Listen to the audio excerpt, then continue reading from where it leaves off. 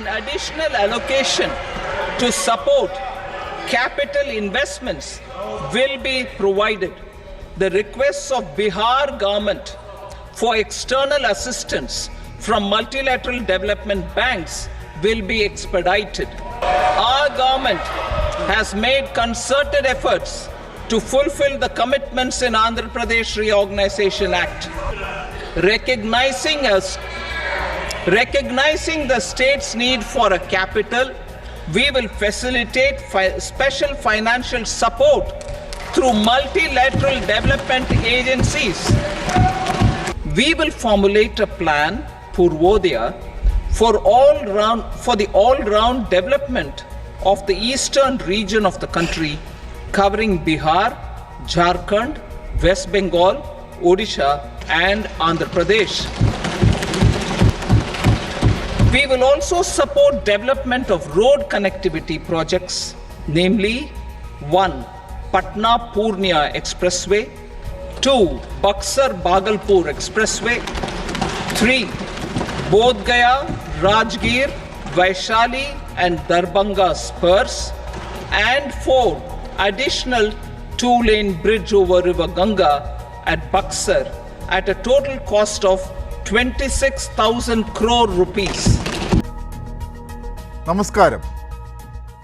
രാജ്യത്തിൻ്റെ വിഹിത വിതരണം ഫെഡറൽ താൽപ്പര്യങ്ങൾക്കനുസരിച്ച് ആസൂത്രണം ചെയ്യേണ്ട കേന്ദ്ര ബജറ്റിൽ പക്ഷേ പ്രതിഫലിച്ചത് നായിഡു നിതീഷ് സമ്മർദ്ദ താൽപ്പര്യങ്ങളോ? വാരിക്കോരി ആന്ധ്രയ്ക്കും ബീഹാറിനും എന്ന് പറയുമ്പോഴും അവർക്കും ഫണ്ട് ശരിക്കും വക മാറ്റിവെച്ചിട്ടുണ്ടോ? രാജ്യത്ത് തൊഴിലില്ലായ്മ വല്ലാതെ രൂക്ഷമാണെന്ന് സമ്മതിക്കുന്നതോ മൂന്നാം മോദി സർക്കാരിൻ്റെ ബഡ്ജറ്റ്? പുതിയ പദ്ധതികൾ ഇല്ലാത്ത, പുതിയ പ്രഖ്യാപനങ്ങൾ ഇല്ലാത്ത നിർമ്മല സീതാരാമൻ്റെ ബഡ്ജറ്റ് സാധാരണക്കാരൻ്റെ കണ്ണിൽ പൊടിയിടുന്നതോ? പ്രളയം ബാധിക്കാതിരിക്കാൻ പ്രളയമില്ലാത്ത സംസ്ഥാനങ്ങൾക്ക് പാക്കേജ് പ്രഖ്യാപിച്ചപ്പോഴും പ്രളയം ബാധിച്ച കേരളത്തെ മറന്നത് എന്തുകൊണ്ട്? കേരളത്തെ പൂർണ്ണമായി തഴഞ്ഞ ബജറ്റിലൂടെ മോദി സർക്കാരിൻ്റെ സങ്കുചിത രാഷ്ട്രീയം പുറത്തു വരികയാണോ? സെൻസസ് ഉൾപ്പെടെ അവശ്യ ഡേറ്റ ഇല്ലാതെ കണക്കുകൾ അവതരിപ്പിച്ച് ബഡ്ജറ്റ് പ്രഖ്യാപനങ്ങൾ നടത്തിയതിന് ന്യായീകരണമെന്ത്? 3-4 സംസ്ഥാനങ്ങളെയും സർക്കാരിനെ നിയന്ത്രിക്കുന്ന 3-4 പാർട്ടികളെയും മാത്രം കണക്കിലെടുത്തുള്ള കേന്ദ്ര ബഡ്ജറ്റ് രാജ്യത്തിൻ്റെ ഫെഡറൽ തത്വങ്ങളെ കാറ്റിൽ പറത്തുന്നതോ? കേരളത്തിന് എന്തുണ്ട് എന്തെങ്കിലും ഒന്ന് പറഞ്ഞു വയ്ക്കാൻ? റെയിൽ റോഡ് പദ്ധതികളില്ല, വിഴിഞ്ഞം വയനാട് പാക്കേജുകളില്ല, എയിംസ് ഇല്ല, റബ്ബറിന് താങ്ങുവിലയില്ല. നിരാശ, നിർമ്മലമല്ല നിരാശ മാത്രമോ ബാക്കിയാകുന്നത്? ന്യൂസ് പരിശോധിക്കുന്നു. ഇന്ന് ചർച്ചയിൽ ചേരുന്നവർ: സംസ്ഥാന ധനകാര്യമന്ത്രി ശ്രീ KN ബാലഗോപാൽ ചർച്ചയുടെ തുടക്കത്തിൽ ചേരുന്നു.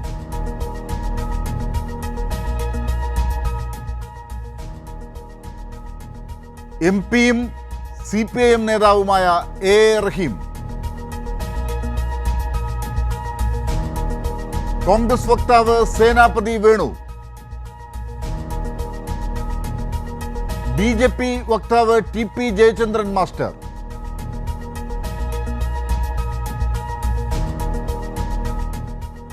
പ്രമുഖ സാമ്പത്തിക വിദഗ്ധൻ ഡോക്ടർ മാർട്ടിൻ പാട്രിക് എന്നിവർ.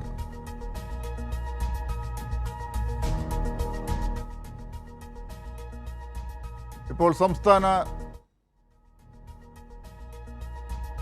ധനകാര്യമന്ത്രി നമ്മളോടൊപ്പം ചേർന്നിട്ടുണ്ട്. ശ്രീ KN ബാലഗോപാൽ, കേരള വിരുദ്ധമായിരിക്കുന്നു കേന്ദ്ര ബജറ്റ് എന്ന് ആണ് താങ്കൾ ഇന്ന് ആദ്യം അഭിപ്രായപ്പെട്ടത്. എന്തുകൊണ്ടാണ് കേരള വിരുദ്ധമാകുന്നത് ഈ ബഡ്ജറ്റ്?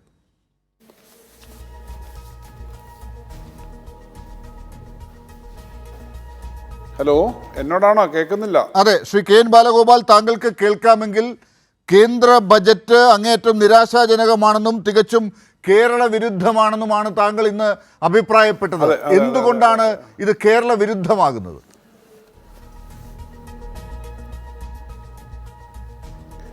ഇത് അങ്ങേയറ്റം നിരാശാജനകമാണ്, കേരള വിരുദ്ധമാണ്. കേരള വിരുദ്ധം മാത്രമല്ല, ഇന്ത്യയുടെ പൊതു താല്പര്യത്തിന് വിരുദ്ധമാണ്. ആകെ ഒരൊറ്റ താല്പര്യം മാത്രമേ ഈ ബഡ്ജറ്റ് സംരക്ഷിച്ചിട്ടുള്ളൂ. അത് മൂന്നാം ഗവൺമെൻറ്റായ നരേന്ദ്രമോദി ഗവൺമെൻറ് ദുർബലമായ ഒരു ഗവൺമെൻറ്റാണ്. അവർക്ക് ഭൂരിപക്ഷമില്ല. രണ്ട് പ്രധാനപ്പെട്ട ഘടകകക്ഷികളും കൂടുള്ള കക്ഷികളും എല്ലാം ചേർത്തിട്ടാണ് ആ ഗവൺമെൻറ്റിൻ്റെ മുന്നണിയായിട്ട് നിൽക്കുന്നത്. ആ ഗവൺമെൻറ്റിൻ്റെ ആയുസ് സംരക്ഷിക്കാനും ആരോഗ്യം സംരക്ഷിക്കാനും വികസനം സംരക്ഷിക്കാനും മാത്രമേ ഈ ബഡ്ജറ്റ് ഉതകിയിട്ടുള്ളൂ. രാജ്യത്തെ ആകെ കണ്ടുകൊണ്ട് കാര്യങ്ങൾ ചെയ്യാൻ തയ്യാറായിട്ടില്ല. കേരളത്തിന് മാത്രമല്ല, ഫെഡറലിസത്തെ ആകെ ചോദ്യം ചെയ്യുകയും സംസ്ഥാനങ്ങളുടെ വിവിധ സംസ്ഥാനങ്ങളിലെ ജനങ്ങളുടെ താല്പര്യത്തെ സംരക്ഷിക്കുകയും ചെയ്യുന്ന ഒരു ഉത്തരവാദിത്വം ബഡ്ജറ്റുകൾക്കുണ്ട്. ആ ഉത്തരവാദിത്വം എടുത്തിട്ടില്ല. കേരളത്തിൻ്റെ കാര്യം എടുക്കുകയാണെങ്കിൽ കേരളത്തിന് അങ്ങേയറ്റം നിരാശാജനകമാണ്. കാരണം ഇന്ത്യയിലെ ബഡ്ജറ്റ് വിവിധ സംസ്ഥാനങ്ങൾക്കും ഓരോ പ്രദേശത്തിനുമുള്ള ബഡ്ജറ്റ് വിഹിതം നമ്മൾ നോക്കുമ്പോൾ കേരളത്തിനാണ് ഏറ്റവും കൂടുതൽ ക്ഷീണമുണ്ടാക്കുന്ന തരത്തിലേക്കുള്ള തീരുമാനങ്ങൾ. അതിനകത്ത് ഈ ലാല് ആ ബഡ്ജറ്റിൻ്റെ ഹൈലൈറ്റ്സ് നോക്കി കാണും. അതുപോലെ തന്നെ ബഡ്ജറ്റിൻ്റെ ഗ്ലാൻസ് നോക്കുമ്പോൾ കഴിഞ്ഞൊരു 5-10 വർഷമായി ഓരോ വർഷവും സംസ്ഥാനങ്ങൾക്കുള്ള ഗ്രാൻഡ് വർദ്ധിക്കുന്നൊരു ചാർട്ടുണ്ട്. ഓരോ വർഷവും വർദ്ധിച്ച് വരിക, മേലോട്ടാണ്. പക്ഷെ കേരളത്തിൻ്റെ നിങ്ങൾ എടുത്തു നോക്കുക, കഴിഞ്ഞൊരു 3 വർഷമായിട്ട് താഴോട്ടാണ്. അല്ലെങ്കിൽ ഇന്ത്യയിലെ മറ്റ് സംസ്ഥാനങ്ങൾക്ക് വർദ്ധിക്കുന്ന പോലെ വരുന്നില്ല. ആകെ കേരളത്തിന് ചിലവാകുന്ന തുകയിൽ 21% റവന്യൂ എക്സ്പെൻഡിച്ചറിൻ്റെ 21% കേരളത്തിന് കിട്ടുന്നുള്ളൂ. എന്നാൽ മറ്റ് സംസ്ഥാനങ്ങൾക്ക് ശരാശരി 47-48% കിട്ടുന്നുണ്ട്. ഗ്രാൻറ്റിൽ കുറവ് വരുന്നു, ടാക്സ് വിഹിതത്തിൽ കുറവ് വരുന്നു. ഇത് ഒരു പ്രശ്നമാണ്. അതിൻ്റെ കൂടെ നമ്മൾ നമ്മുടെ പ്രത്യേകമായ ചില പ്രശ്നങ്ങൾ ഉന്നയിച്ചിരുന്നു. അത് ഈ പറഞ്ഞ വെട്ടിക്കുറവ് വരുത്തിയുകൊണ്ടാണ് 24,000 കോടിയുടെ ഒരു പ്രത്യേക പാക്കേജ്. ഏറ്റവും വലിയ, ലോകത്തെ ഏറ്റവും കൂടുതൽ കൊണ്ടാടപ്പെട്ട ഒരു വലിയ പദ്ധതിയാണ് വിഴിഞ്ഞം പദ്ധതി. ആ വിഴിഞ്ഞം പദ്ധതിക്ക് ഒരു പ്രത്യേക പാക്കേജ്. ഇങ്ങനെ കുറേ കാര്യങ്ങൾ നമ്മൾ ചോദിച്ചിരുന്നു. ഒരൊറ്റ കാര്യത്തിനും പ്രാധാന്യം തന്നില്ല. 10 വർഷമായിട്ട് നമ്മുടെ നിരന്തര ആവശ്യമാണ് എയിംസ്. അതുപോലുള്ള കാര്യങ്ങൾക്കൊന്നുമില്ല. ഇത് പൊതുവിൽ കേരളത്തെ ബാധിക്കുന്ന ഇങ്ങനെ നമ്മുടെ കാർഷിക മേഖലയ്ക്കുള്ള പ്രത്യേക പദ്ധതികൾ, അടിസ്ഥാന സൗകര്യ വികസനത്തിന് വേണ്ടി നമ്മൾ മാത്രം ചിലവാക്കേണ്ടി വന്ന നാഷണൽ ഹൈവേക്ക് ഭൂമി എടുക്കാൻ കൊടുത്ത പണത്തിൻ്റെ പോലും അതിനെ പരിഗണിച്ചുകൊണ്ടുള്ള സഹായം, ഇതൊന്നും ഉണ്ടായിട്ടില്ല. ഇന്ത്യയിലെ എല്ലാ സംസ്ഥാനങ്ങൾക്കും ബാധിച്ച പ്രശ്നങ്ങൾ ഇപ്പോൾ പുറത്തു വരുന്നുണ്ട്. 2 സംസ്ഥാനങ്ങൾ ഘടകകക്ഷികളെന്ന നിലയിൽ അവരുടെ ആവശ്യങ്ങളായിരിക്കും. ഏതെങ്കിലും സംസ്ഥാനത്തിനൊരു പിന്നോക്കാവസ്ഥയുണ്ടെങ്കിൽ കൊടുക്കുന്നതിന് നമ്മൾ ആരും എതിരില്ല. പക്ഷെ കണക്ക് നോക്കിയാൽ ഒരു കാര്യം വ്യക്തമാണ്. ആകെ ബഡ്ജറ്റിൽ കഴിഞ്ഞ ബഡ്ജറ്റിനേക്കാളും 4 ലക്ഷം കോടി രൂപയുടെ വർധനമാണ് ഉണ്ടായിരിക്കുന്നത്. 44 കോടിയായിരുന്നു കഴിഞ്ഞ വർഷത്തെ ആകെ തുക. ഇപ്രാവശ്യം അത് 48 ലക്ഷമായി. 48 ലക്ഷം എന്ന് പറഞ്ഞാലും ഫലത്തിൽ 46 ലക്ഷമൊക്കെ ചിലവാകാറുള്ളൂ. ഇങ്ങനെ അധികം വന്ന തുകയിൽ നിങ്ങളൊന്ന് കണക്കെടുത്ത് നോക്കിയാൽ, കൃത്യമായ ഓരോ ഹെഡ് എടുത്ത് നോക്കിയാൽ, ഒരു 1 ലക്ഷം മുതൽ 1.5 ലക്ഷം കോടി വരെ 2 സംസ്ഥാനങ്ങൾക്കുള്ള അഡീഷണൽ പദ്ധതികൾക്ക് മാറ്റിവെച്ചിരിക്കുകയാണ്. എന്ന് പറഞ്ഞാൽ പ്രായോഗികമായി ഈ ബഡ്ജറ്റിൽ കഴിഞ്ഞ വർഷത്തെ തുകയെക്കാളും വർധനയില്ല. എന്തെങ്കിലും ചെറിയ വർധന ഉദ്ദേശിക്കുന്നെങ്കിൽ അത് ചില പ്രത്യേക പ്രദേശങ്ങൾക്ക് മാത്രം പോവുകയാണ്. ഇന്ത്യയിലെ ആകെ സംസ്ഥാനങ്ങൾ, BJP സംസ്ഥാനങ്ങൾ ഉൾപ്പെടെ ഒരു സംസ്ഥാനത്തിനും ആവശ്യമായ പരിഗണനയില്ല. അത് കൃത്യമായി ബഡ്ജറ്റ് എടുത്ത് നോക്കിയാൽ അറിയാം. നമ്മുടെ ഭക്ഷ്യമേഖലയിൽ, അതുപോലെ തന്നെ സബ്സിഡികളുടെ കാര്യത്തിൽ ഭക്ഷ്യമേഖലയിൽ വലിയ സബ്സിഡി വെട്ടിക്കുറവാണ്. അതിനകത്ത് 2,72,802 കോടി ഉണ്ടായിരുന്നു 2022-23. അത് 2,05,000 കോടിയായിട്ടാണ് ഭക്ഷ്യ സബ്സിഡി വെട്ടിക്കുറച്ചേക്കുന്നത്. ഫെർട്ടിലൈസർ സബ്സിഡി, വളങ്ങൾക്ക് പ്രത്യേകിച്ച് യൂറിയയ്ക്ക് ഉൾപ്പെടെ 2022-23 2,51,000 ചില്ലാനും കോടി ഉണ്ടായിരുന്നത് കഴിഞ്ഞ വർഷം കുറഞ്ഞു. ഈ വർഷം അത് 1,64,000 കോടിയായി. എന്ന് പറഞ്ഞാൽ 1/3 35% 2 വർഷം കൊണ്ട് വെട്ടിക്കുറച്ചിട്ടാണ് കാർഷിക മേഖലയ്ക്ക് പ്രാധാന്യം കൊടുക്കുക എന്ന് പറയുന്നത്. ഇനി തൊഴിലില്ലായ്മ പരിഹരിക്കാൻ എന്താ മാർഗം നോക്ക്. തൊഴിൽ മേഖലയിൽ സ്വകാര്യ കമ്പനികൾക്ക് ചില സഹായങ്ങൾ കൊടുക്കും എന്നുള്ളതല്ലാതെ കേന്ദ്ര ഗവൺമെൻറ്റിൽ 10 ലക്ഷം വേക്കൻസി ഒഴിഞ്ഞു കിടപ്പുണ്ട്. പട്ടാളത്തിൽ ഉൾപ്പെടെ കോൺട്രാക്റ്റിൽ ആൾ എടുക്കുകയാണ്. ഇതിനൊക്കെ എതിരെയായിരുന്നല്ലോ ഉത്തരേന്ത്യ വലിയ സമരം ഉണ്ടായത്, രാജ്യത്താകെ സമരം ഉണ്ടായത്. എന്തെങ്കിലും പുതിയ തൊഴിലവസരം ഉണ്ടാക്കാനുള്ള ശ്രമം വന്നിട്ടുണ്ടോ? തൊഴിലുറപ്പ് പദ്ധതി ഒരു ഘട്ടത്തിൽ കഴിഞ്ഞ 30 വർഷം 90,000 കോടിയിലധികം ഉണ്ടായിരുന്നത് അത് വെട്ടിക്കുറച്ചു.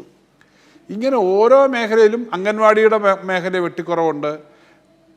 ഏറ്റവും സാധാരണക്കാരുടെ കാര്യത്തിന് വേണ്ടിയിട്ടുള്ളൊരു പ്രത്യേക അതിദാരിദ്ര്യം പരിഹരിക്കാൻ വേണ്ടിയിട്ടുള്ള പ്രധാനമന്ത്രി ഗരീബ് കല്യാൺ യോജന, അതിൽ 2,72,000 കോടി ഉണ്ടായിരുന്നത് ഇപ്പോൾ 2,00,000 ചില്ലാനും കോടിയുള്ളൂ. ഇങ്ങനെ എല്ലാ മേഖലയിലും വലിയ വെട്ടിക്കുറവാണ് വന്നേക്കുന്നത്. രാജ്യത്താകെ വലിയ തോതിലുള്ള വെട്ടിക്കുറവുണ്ട്, കേരളത്തിന് പ്രത്യേകിച്ചുമുണ്ട്. ഇങ്ങനൊരു കാര്യം വരുമ്പോൾ BJP ഗവൺമെൻറ്റിൻ്റെ ജനവിരുദ്ധ നിലപാടിനെ പറ്റി വേറെ എന്താ പറയാനുള്ളത്? അതുകൊണ്ടാണ് ഞാൻ പറഞ്ഞത്, രാവിലെ പറഞ്ഞത്, കേരളത്തിലൊരു അക്കൗണ്ട് തുടങ്ങിയാൽ നിങ്ങൾക്കെല്ലാം ഗുണമുണ്ടാവുമെന്ന് BJP പറഞ്ഞു. കേരളത്തിൽ അവരൊരു അക്കൗണ്ട് തുടങ്ങി ഒരു MBA കിട്ടി. പക്ഷേ കേരളത്തിൻ്റെ അക്കൗണ്ട് പൂട്ടിക്കുക എന്നുള്ളതാണ് അവരുടെ ലൈൻ എന്നുള്ളതാണ് വ്യക്തമായത്. ശ്രീ KN ബാലഗോപാൽ, കേരളത്തിൻ്റെ അക്കൗണ്ട് പൂട്ടിക്കുക എന്നതാണ് അവരുടെ ലൈൻ എന്ന് പറയുമ്പോൾ ഇപ്പോൾ താങ്കൾ ഈ പറഞ്ഞ വിശദീകരണങ്ങളൊക്കെ വ്യക്തമാക്കുന്നത് അതുതന്നെയാണ്. കേരളത്തോട് എന്തോ ഒരു പ്രതികാരം പോലെ, കേരളത്തോട് എന്തോ ഒരു ദേഷ്യം പോലെ. ഒരുപക്ഷെ കഴിഞ്ഞ കൊല്ലങ്ങളിലൊക്കെ കേരളത്തിനുണ്ടായ ബുദ്ധിമുട്ടുകൾ മനസ്സിലാക്കി സംസ്ഥാനങ്ങളോട് കാണിക്കുന്ന ഇത്തരം വിവേചനങ്ങൾക്കെതിരെ കോടതിയിൽ പോയ സംസ്ഥാനമാണ് കേരളം. താങ്കളൊക്കെ അതിന് പരമാവധി ശ്രമിച്ചു നോക്കി, ആവശ്യപ്പെട്ട് നോക്കി, പക്ഷെ അവസാനം കോടതിയിൽ പോകേണ്ടി വന്നു. അതിനോട് ധനകാര്യമന്ത്രിക്കൊരു ദേഷ്യമുള്ളതുപോലെ ഉണ്ടോ ഈ ബഡ്ജറ്റ് കണ്ടിട്ട്?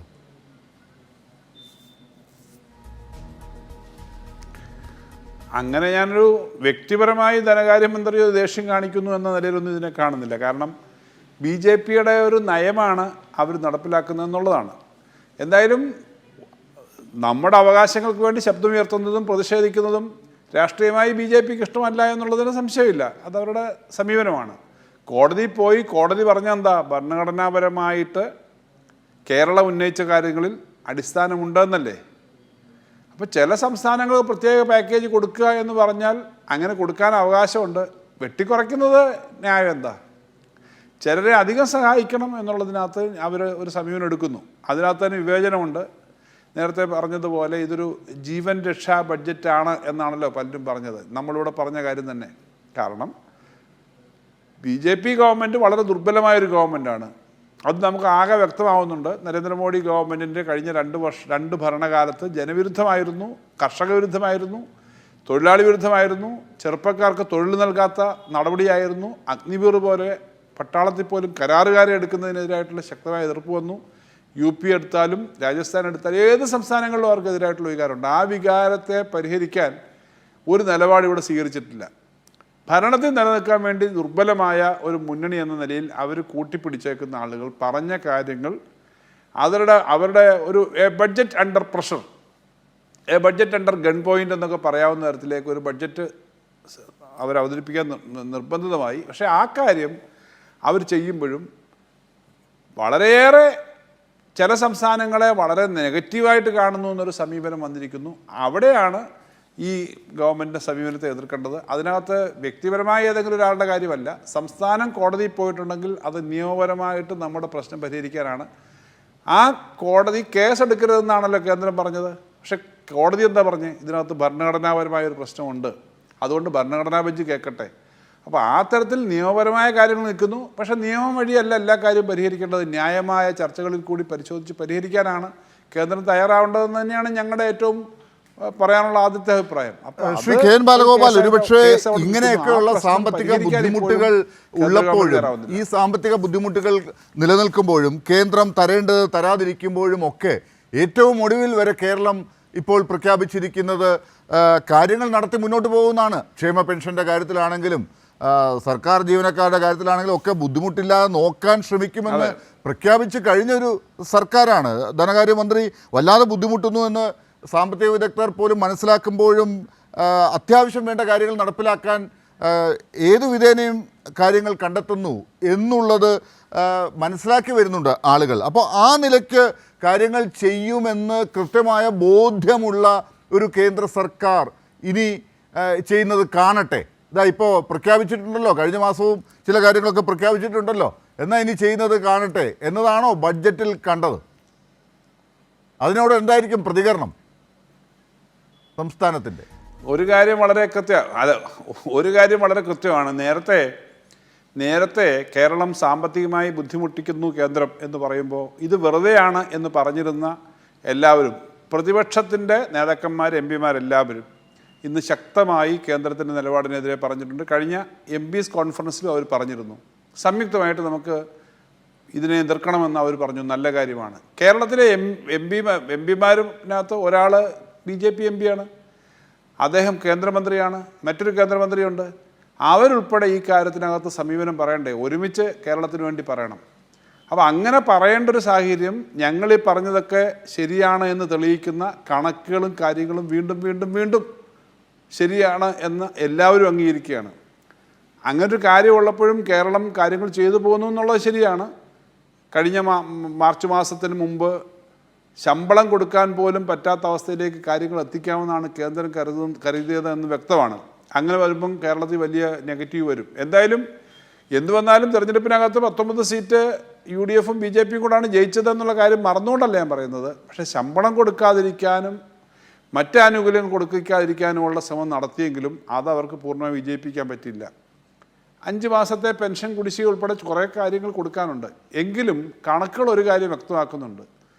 57,000 കോടിയോളം രൂപ ഒരു വർഷം ഏകദേശം അവർ വെട്ടിക്കുറച്ചിട്ടും ഒന്നാം പിണറായി സർക്കാരാണ് ഏറ്റവും കൂടുതൽ പണം ചെലവാക്കിയ ഒരു സർക്കാർ. അന്ന് ധാരാളം അടിസ്ഥാന സൗകര്യ വികസനം ഉണ്ടായി. ഇപ്പം കോവിഡ് വന്നപ്പോൾ എല്ലാവർക്കും ഭക്ഷണം കിറ്റ് ഉൾപ്പെടെ കൊടുത്തതാണ്. അന്ന് 1,20,000 കോടിക്ക് താഴെയാണ് ഒരു വർഷം ശരാശരി ആ സർക്കാരിന് ചിലവാക്കേണ്ടി വന്നു. 1,20,000 കോടി താഴെ. എന്നാൽ കൃത്യമായി പറഞ്ഞാൽ 1,15,000 കോടി. എന്നാൽ ഈ സർക്കാർ ഇത്രയും ബുദ്ധിമുട്ടുകൾ ഉണ്ടായിട്ടും ഒരു വർഷം ചിലവാക്കുന്നത് 1,60,000 കോടിയാണ് ശരാശരി. അപ്പോൾ 40,000 കോടിയിലധികം ചിലവാക്കുകയാണ്. അതേസമയം വെട്ടിക്കുറവോ 47,000 കോടി രൂപ കിട്ടിയിരുന്നു 2020-21 ആ സമയത്ത് നമുക്ക് ഗ്രാൻറ്റും ടാക്സുമായിട്ട്.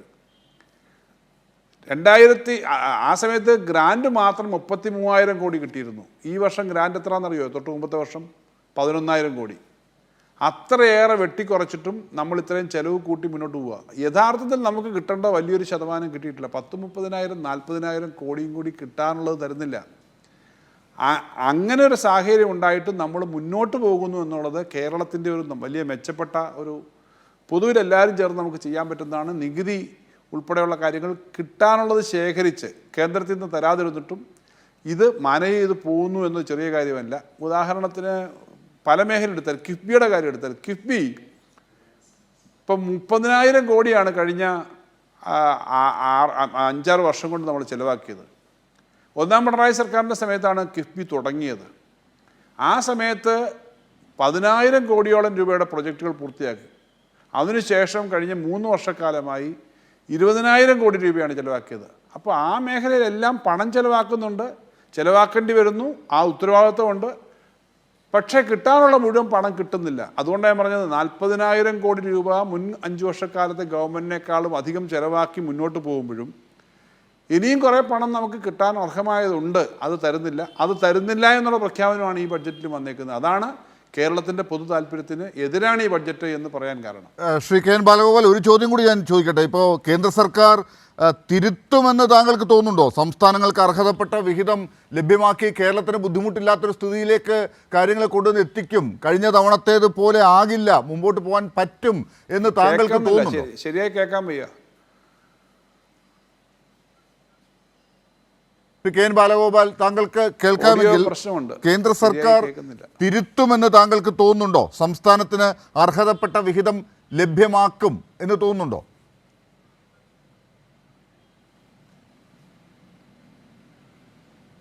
ഇല്ല, ക്ലിയർ അല്ല ലാൽ പറയുന്നത്. ഞാനൊന്ന് ശ്രദ്ധിക്കുക. എനിക്കൊരു ചോദ്യം കൂടി വളരെ പ്രധാനപ്പെട്ട ഒരു ചോദ്യം ആയതുകൊണ്ട് അതിലേക്ക് വരേണ്ടതുണ്ട്. ആ ശബ്ദം ശരിയാക്കി ഞാൻ താങ്കളിലേക്ക് തിരിച്ചു വരാം. ശ്രീ TP ജയചന്ദ്രൻ, താങ്കളിലേക്ക് അതിനിടയ്ക്ക് കേൾക്കാമോ? ശ്രീ കെ എൻ ബാലഗോപാൽ,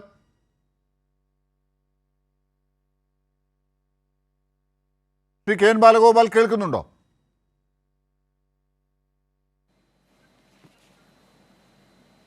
ചോദിച്ചേ, ഞാൻ കഴിഞ്ഞു. ശ്രീ കെ എൻ ബാലഗോപാൽ, താങ്കൾക്ക് ഇപ്പോൾ കേൾക്കാമോ?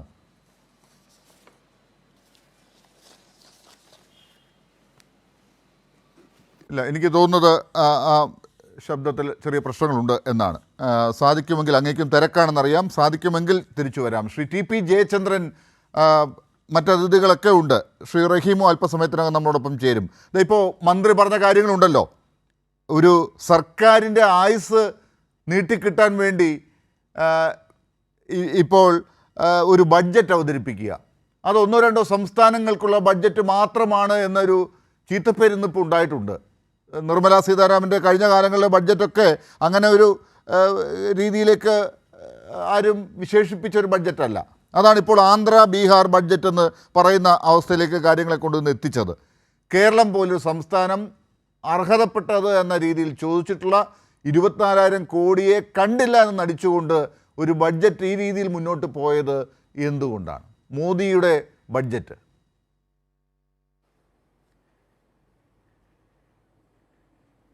ഏതായാലും ലാല് ചർച്ചയ്ക്കിടയിൽ നിർമ്മലാ സീതാരാമൻ്റെ കഴിഞ്ഞ ബജറ്റുകൾ അത്ര കുഴപ്പമായിരുന്നില്ല എന്നൊരു ധ്വനിയിൽ സംസാരിച്ചതിൽ എന്നെ അത്ഭുതപ്പെടുത്തുകയാണ്. ഏതായാലും ഈ ബജറ്റിൽ പുതിയ ചില ആരോപണങ്ങൾ വന്നല്ലോ. സ്വാഭാവികമായിട്ടും ബാലഗോപാൽ ചർച്ചയിൽ ഉണ്ടാകുമെന്ന് ഞാൻ പ്രതീക്ഷിക്കുന്നു. അല്ല സർ, ഈ 24,000 കോടി രൂപയുടെ പദ്ധതിയുടെ വിശദാംശങ്ങൾ എന്താ താങ്കൾ ഈ ചർച്ചയിൽ വെളിപ്പെടുത്താതിരുന്നത്? ആകെ ഒരു വിഴിഞ്ഞം പേര് പരാമർശിച്ചു എന്നല്ലാതെ കേരളത്തിലെ 24,000 കോടി രൂപയ്ക്ക് വേണ്ടി കേരളം കേന്ദ്രത്തിന് സമർപ്പിച്ച പദ്ധതികളുടെ വിശദാംശങ്ങളൊന്നും ഈ ചർച്ചയിൽ അങ്ങ് വെളിപ്പെടുത്തുമോ? പിന്നീട് താങ്കൾ പറഞ്ഞു കേരളത്തിൻ്റെ അക്കൗണ്ട് പൂട്ടിക്കുമെന്ന്. ലാലിനോടും കൈരടിയുടെ ശ്രോതാക്കളോടും ഞാൻ ചോദിക്കുന്നത്, കോടതിയിൽ പോയതും അദ്ദേഹം പറഞ്ഞു. എന്തൊക്കെയാണ് കോടതി പറഞ്ഞത്? പോയിട്ട് കോടതി പറഞ്ഞത് നമ്മുടെ മുമ്പിലുണ്ട്. അന്ന് കേരളത്തിലെ വാർത്താപത്രങ്ങളൊക്കെ പ്രസിദ്ധീകരിച്ചു. ആ കേസിന് പോയതിൻ്റെ അനുഭവത്തിൽ നമുക്ക് എന്തെങ്കിലും എത്ര കൂടുതൽ കിട്ടി? അവസാനം കോടതി കേന്ദ്രത്തോട് കെഞ്ചിയത് എന്താണ്? കേരളത്തിന് വേണ്ടി വന്നതല്ലേ, കൊടുത്തുകൂടെ എന്ന് പറഞ്ഞില്ലേ? കേരളത്തിൻ്റെ ധനകാര്യ മാനേജ്മെൻറ്റ് മഹാ അപകടകരമാണ് എന്നും അപായകരമാണ് എന്നും കോടതി ചൂണ്ടിക്കാണിച്ചുവോ? ആ കോടതിയുടെ കേസിൻ്റെ ഇപ്പോഴത്തെ അവസ്ഥ എന്താണ്? ഈ നിയമ പോരാട്ടത്തിൽ കേരളത്തിലെ ഖജനാവിന് കൂടുതൽ പണം നഷ്ടപ്പെട്ടു എന്നുള്ളതല്ലാതെ കേരളത്തിന് കിട്ടിയിരിക്കുന്ന നേട്ടങ്ങൾ മറ്റെന്തെങ്കിലും പറയാൻ സാധിക്കുമോ? മറ്റൊന്ന് ബഹുമാനപ്പെട്ട ധനകാര്യമന്ത്രി പറഞ്ഞു, ഒരു MP ഉണ്ട്. കേരളത്തിന് എന്താണ് കിട്ടിയത് എന്ന് താങ്കൾക്കൊന്ന് പറയാമോ? കേരളത്തിന് എന്താണ് കിട്ടിയത് എന്ന് CP ജയചന്ദ്രൻ താങ്കൾക്കൊന്ന് വിശദീകരിക്കാമോ?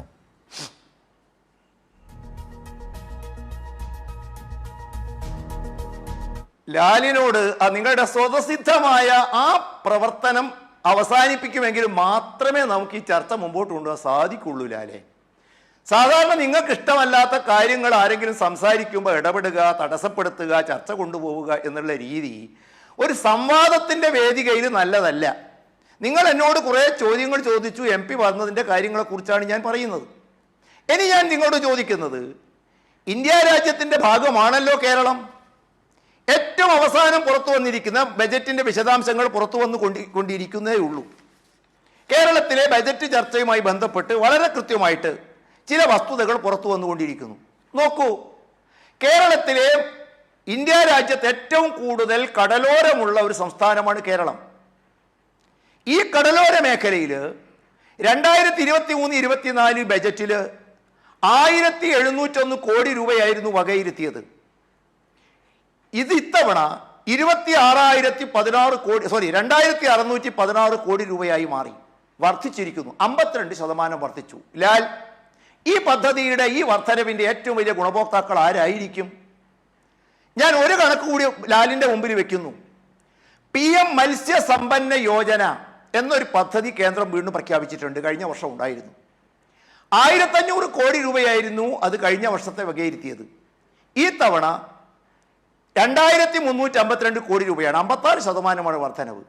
ലാൽ, ഇവിടെ ഒന്ന് കണക്ക് വ്യക്തമാക്കുമോ? ഇതെല്ലാം കേരളത്തിനുള്ളതല്ലോ, കേരളത്തിനുള്ള വിഹിതമല്ലല്ലോ താങ്കൾ ഈ പറഞ്ഞുകൊണ്ടിരിക്കുന്നത്. ഇത് ഒരുപക്ഷേ ബഡ്ജറ്റിൽ അവിടെ ഇവിടെ നോക്കുമ്പോൾ ചില കാര്യങ്ങൾക്കൊക്കെ താങ്കൾ ഈ പറഞ്ഞതുപോലെ ചില വർധനവൊക്കെ നേരിയ അർത്ഥത്തിൽ ഉണ്ടായിട്ടുണ്ടാകാം. എൻ്റെ ചോദ്യം അതല്ല.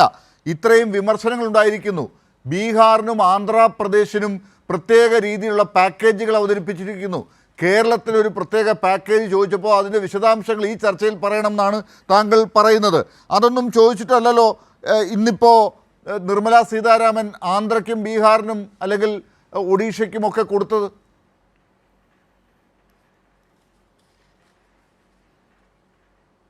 ലാലെ, നിങ്ങൾ ഇത്തിരി കൂടി ക്ഷമ കാണിച്ചാൽ നിങ്ങൾക്ക് നിങ്ങളുടെ ചോദ്യത്തിന് ഉത്തരം കിട്ടും. ഞാൻ പറയുന്നത്, മത്സ്യസമ്പന്ന യോജനയ്ക്ക് കേരള സംസ്ഥാനത്ത് കഴിഞ്ഞ ബജറ്റിൽ കിട്ടിയ തുക എത്ര? ലാലിന്റെ കൈ കണക്കുണ്ടേ പറ. ബാലഗോപാലൻ പോയല്ലോ, എത്ര കോടി ചെലവഴിച്ചു പറയൂ. ബാലഗോപാലൻ കണക്ക്, കേരളത്തിന് തന്ന കണക്ക് മാത്രമാണ് ഞാൻ ചോദിക്കുന്നത്. കേരളത്തിന് കഴിഞ്ഞ ബജറ്റില് കേരളത്തിലെ റോഡ് നിർമ്മാണത്തിന് എത്ര കോടി കിട്ടി, അതിന് എത്ര ചെലവഴിച്ചു? ബാലഗോപാലൻ പറ, അല്ലെങ്കിൽ ലാല് പറ.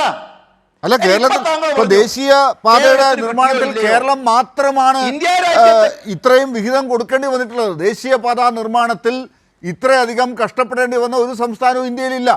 ഏറ്റവും കൂടുതൽ വിഹിതം കൊടുത്തിരിക്കുന്നത് കേരളമാണ്. നിങ്ങൾ എത്ര കൊടുത്തു? എത്രയാണ്? 25:75 കൊടുത്തു.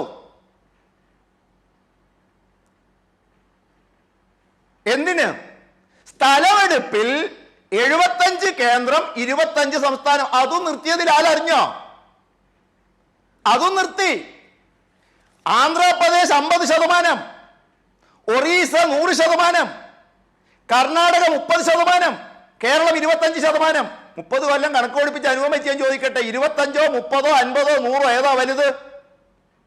ഇപ്പൊ 0% കേരളം കൊടുക്കാമെന്ന് ഏറ്റത്. പറഞ്ഞു, കൊടുക്കില്ലെന്ന് പറഞ്ഞു.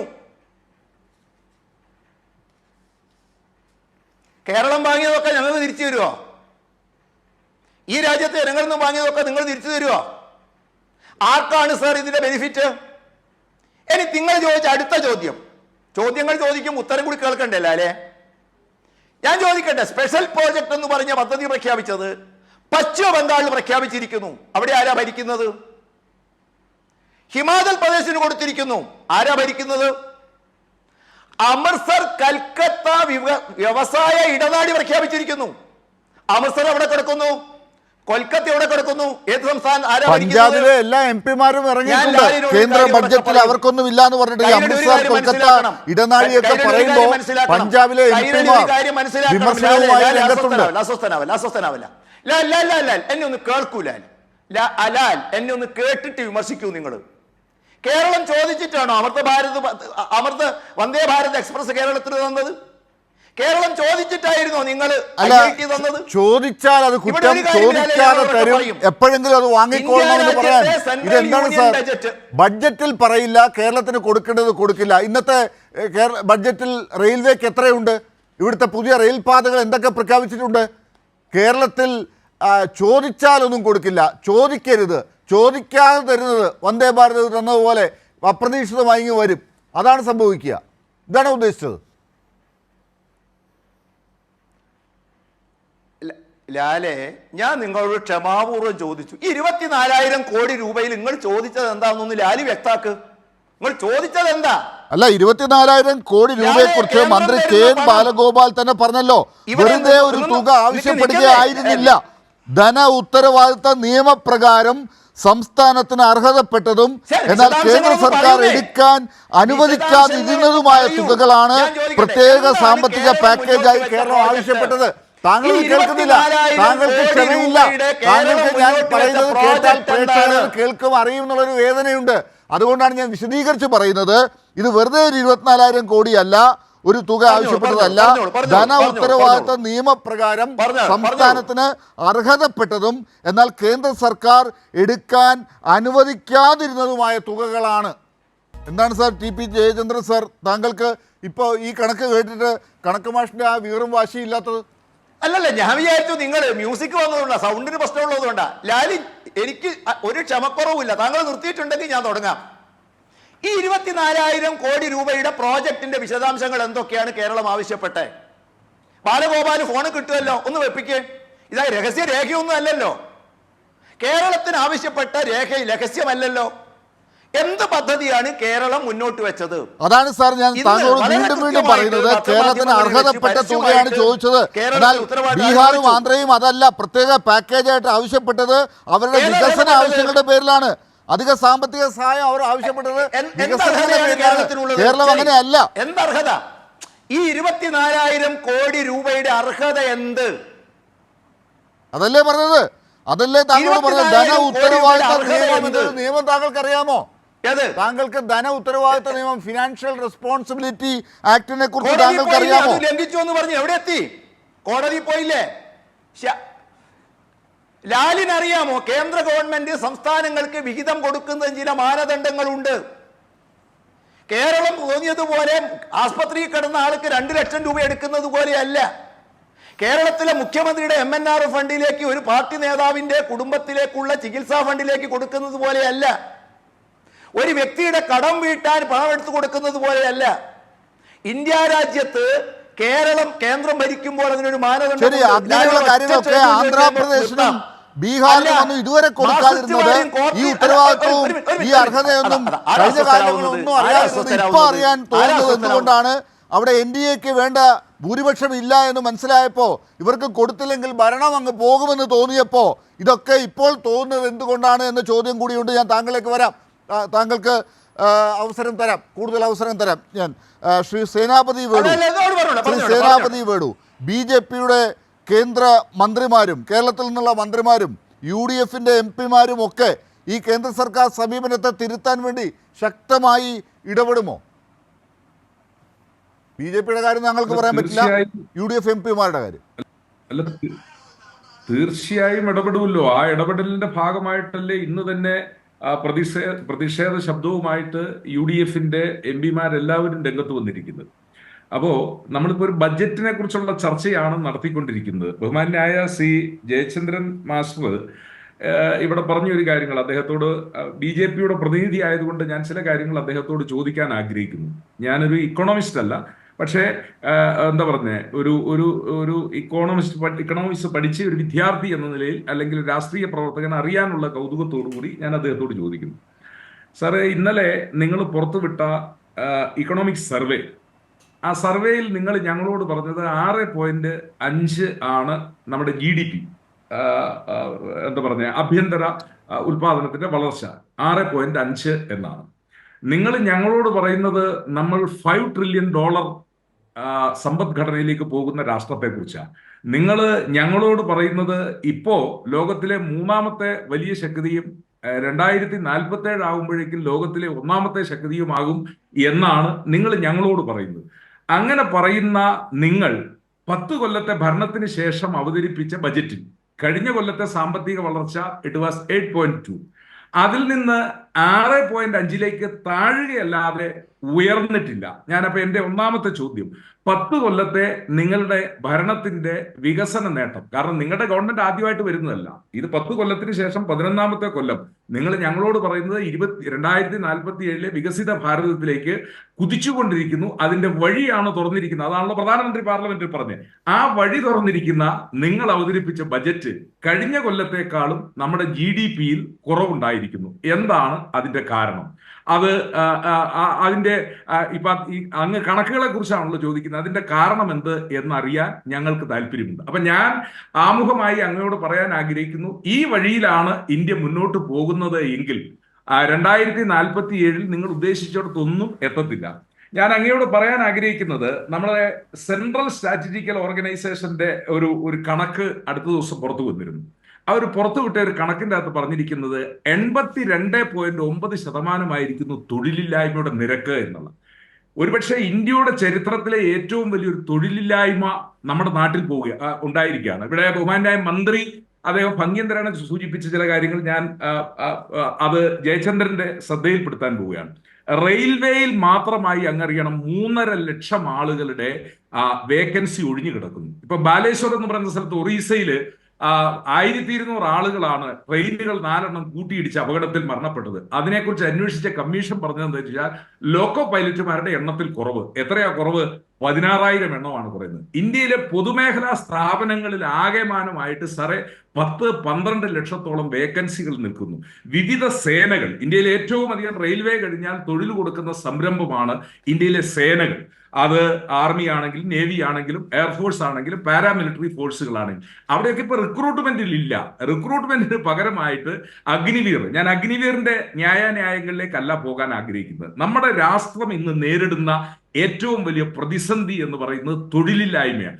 ആ തൊഴിലില്ലായ്മ പരിഹരിക്കാനായി നിങ്ങൾ ക്രിയാത്മകമായി നിങ്ങൾ അവിടെ തൊഴിലവസരം സൃഷ്ടിക്കും, ഇവിടെ തൊഴിലവസരം സൃഷ്ടിക്കുമെന്ന് പറയുന്നതല്ലാതെ നിങ്ങൾ ഞങ്ങളോട് 10 കൊല്ലം മുമ്പ് പറഞ്ഞത് പ്രതിവർഷം 2 കോടി വെച്ച്, അങ്ങനെയാണെങ്കിൽ പൈറ്റിലുണ്ട് 20 കോടിയുടെ കണക്കങ്ങ് ഞങ്ങളോട് പറയണമല്ലോ. അതൊന്നും വന്നിട്ടില്ല. വന്നിരിക്കുന്നത് 7 ലക്ഷമോ 8 ലക്ഷമോ ആളുകളുടെയാണ് കണക്ക്. ഇനി രണ്ട്, ഞാൻ അങ്ങയുടെ മുമ്പിൽ പറയാൻ ആഗ്രഹിക്കുന്നത്, ഈ അടുത്ത കാലത്ത് വന്ന ഒരു സർവേയിൽ പുറത്തു വന്നിരിക്കുന്നത്, അത് എനിക്ക് തോന്നുന്നത് നാഷണൽ സാമ്പിൾ സർവേയിലൂടെ പുറത്തു വന്നിരിക്കുന്ന കണക്കെന്നാണ് തോന്നുന്നത്. ഇൻസ്റ്റിറ്റ്യൂഷന്റെ പേര് തെറ്റെങ്കിൽ സബ്ജക്ട് ടു കറക്ഷൻ. 63 ലക്ഷം, ഒന്നും രണ്ടുമില്ല, 63 ലക്ഷം സൂക്ഷ്മ ചെറുകിട ഇടത്തരം സംരംഭങ്ങൾ ഈ കോവിഡിന് ശേഷം നിന്നുപോയി സാർ. എന്തുകൊണ്ടാണ് നമ്മുടെ നാട്ടിൽ ഇതുപോലെ ഈ ആളുകൾക്ക് ബുദ്ധിമുട്ട്, സാമ്പത്തിക പ്രതിസന്ധി ഉണ്ടായിരിക്കുന്നത്? അങ്ങ് ഇവിടെ ഈ ബജറ്റിന്റെ മേന്മകളെ കുറിച്ച് പറയുമ്പോൾ ഞങ്ങൾ പറയുന്നു, ഈ ബജറ്റ് ഇന്ത്യയിലെ അടിസ്ഥാന വർഗത്തെ നിങ്ങൾ അഡ്രസ് ചെയ്യുന്നില്ല. നിങ്ങൾ അറിയേണ്ടത്, നാഷണൽ സാമ്പിൾ സർവേയിൽ വന്നത് 1% ആളുകൾ ഇന്ത്യയുടെ 1% ആളുകൾ ഇന്ത്യയുടെ സമ്പത്തിന്റെ 20% അവരുടെ കയ്യിൽ വെച്ചിരിക്കുന്നു. അപ്പൊ ബാക്കി 99% ആളുകളുടെ കയ്യിലേക്കാണ് ഈ 80% സ്വത്തുക്കൾ വരുന്നത്. അങ്ങ് അറിയണം, 10 കൊല്ലത്തെ BJP-യുടെ ഭരണത്തിന് ശേഷം ഈ രാജ്യത്ത് സാധാരണക്കാരന്റെ പ്രതിദിന വരുമാനം എന്ന് പറയുന്നത് 20 രൂപയിൽ എത്തി നിൽക്കുകയാണ്. രാജ്യത്ത് വലിയ പ്രതിസന്ധി പാവപ്പെട്ടവന്റെ സാധാരണക്കാരന്റെ നിൽക്കുന്നു സാർ. അതിനെ അഡ്രസ് ചെയ്യാതെ, ഇന്ത്യയിലെ തൊഴിലില്ലായ്മയ്ക്ക് ഒരു പരിഹാരം പറയാതെ, നിങ്ങൾ ഈ ഉപരിതലത്തിൽ നിന്നുകൊണ്ടുള്ള ഈ ബജറ്റിലെ ഈ മാന്ത്രികതയുണ്ട് ഇന്ത്യയുടെ അടിസ്ഥാന പ്രശ്നങ്ങൾ പരിഹരിക്കില്ല. ഇവിടെ അടുത്ത പ്രശ്നം ഇന്ത്യയിലെ കാർഷിക മേഖലയാണ്. ഞങ്ങൾ എല്ലാ കാലഘട്ടത്തിലും ചൂണ്ടിക്കാണിക്കാറുള്ള ഒന്നുണ്ട്. നമുക്കറിയാം, നമ്മള് വിദേശ രാജ്യങ്ങളെ കുറിച്ച് പഠനം നടത്തുമ്പോൾ, വിദേശ രാജ്യങ്ങൾ എങ്ങനെയാ ഡെവലപ്മെന്റ് കൺട്രീസ് ആയത്? അവരൊക്കെ ഒരു കാലഘട്ടത്തിൽ അമേരിക്കയും അല്ലെങ്കിൽ മറ്റ് രാഷ്ട്രങ്ങളൊക്കെ കാർഷിക രാഷ്ട്രങ്ങളായിരുന്നു. അവർ കാർഷിക മേഖലയിൽ നിന്ന് വ്യവസായ മേഖലയിലേക്ക് മാറി. അപ്പോ പ്രൈമറി സെക്ടറായ കാർഷിക മേഖല, സെക്കൻഡറി സെക്ടറായ വ്യവസായ മേഖല, ടേർഷറി സെക്ടറായ സർവീസ് സെക്ടർ. നമ്മുടെ സർവീസ് സെക്ടർ സ്ട്രോങ് ആണ്. നമുക്ക് IT ഫീൽഡും മറ്റിതര ഫീൽഡുകളിലുള്ള നമ്മുടെ സർവീസ് സെക്ടർ സ്ട്രോങ് ആണ്. പക്ഷേ കാർഷിക മേഖല തകർന്നപ്പോ നമുക്ക് സെക്കൻഡറി മേഖലയില്ല, വ്യാവസായിക മേഖലകളിലേക്ക് കടന്നു കയറാൻ നമുക്ക് പറ്റുന്നില്ല. പുതിയ വ്യവസായങ്ങളും കാർഷിക മേഖലയ്ക്കൊക്കെ പ്രത്യേക പരിഗണന കൊടുത്തുകൊണ്ട് ആണ് ബഡ്ജറ്റ് എന്ന് പറഞ്ഞുകൊണ്ടാണ് ആദ്യം ഒരു 9 മേഖലയൊക്കെ പറഞ്ഞു വന്നത്. ഞാൻ വരാം ശ്രീ സേനാപതി വേണു, താങ്കളിലേക്ക് വരാം. ശ്രീ A. റഹീം, താങ്കളിലേക്ക് കൂടി ഒന്ന് പോയിട്ടാണ് എനിക്ക് ഡോക്ടർ മാർട്ടിൻ പാട്രിക്കിലേക്ക് പോകേണ്ടത്. ശ്രീ A. റഹീം, ഇപ്പോൾ ഏറ്റവും അധികം ചർച്ച ചെയ്യപ്പെടുന്നത് ഇന്നിപ്പോൾ ഈ തൊഴിലവസരങ്ങൾ കൊടുക്കാൻ വേണ്ടി പ്രധാനമന്ത്രിയുടെ പേരിലൊക്കെ പല പദ്ധതികളും യുവാക്കൾക്ക് വേണ്ടിയുള്ള പ്രത്യേക പരിഗണനയും ഒക്കെ ഈ ബഡ്ജറ്റിൽ ഉണ്ട് എന്നാണ്. പക്ഷെ താങ്കൾ രാവിലെ ആദ്യം പ്രതികരിച്ചത് തന്നെ യുവാക്കളെ വഞ്ചിച്ചു എന്നാണ്. എന്തുകൊണ്ടാണ് ഈ ബഡ്ജറ്റ്, നിർമ്മലാ സീതാരാമൻ്റെ ഈ ബഡ്ജറ്റ് യുവാക്കളെ വഞ്ചിച്ച ബഡ്ജറ്റായി മാറുന്നത്?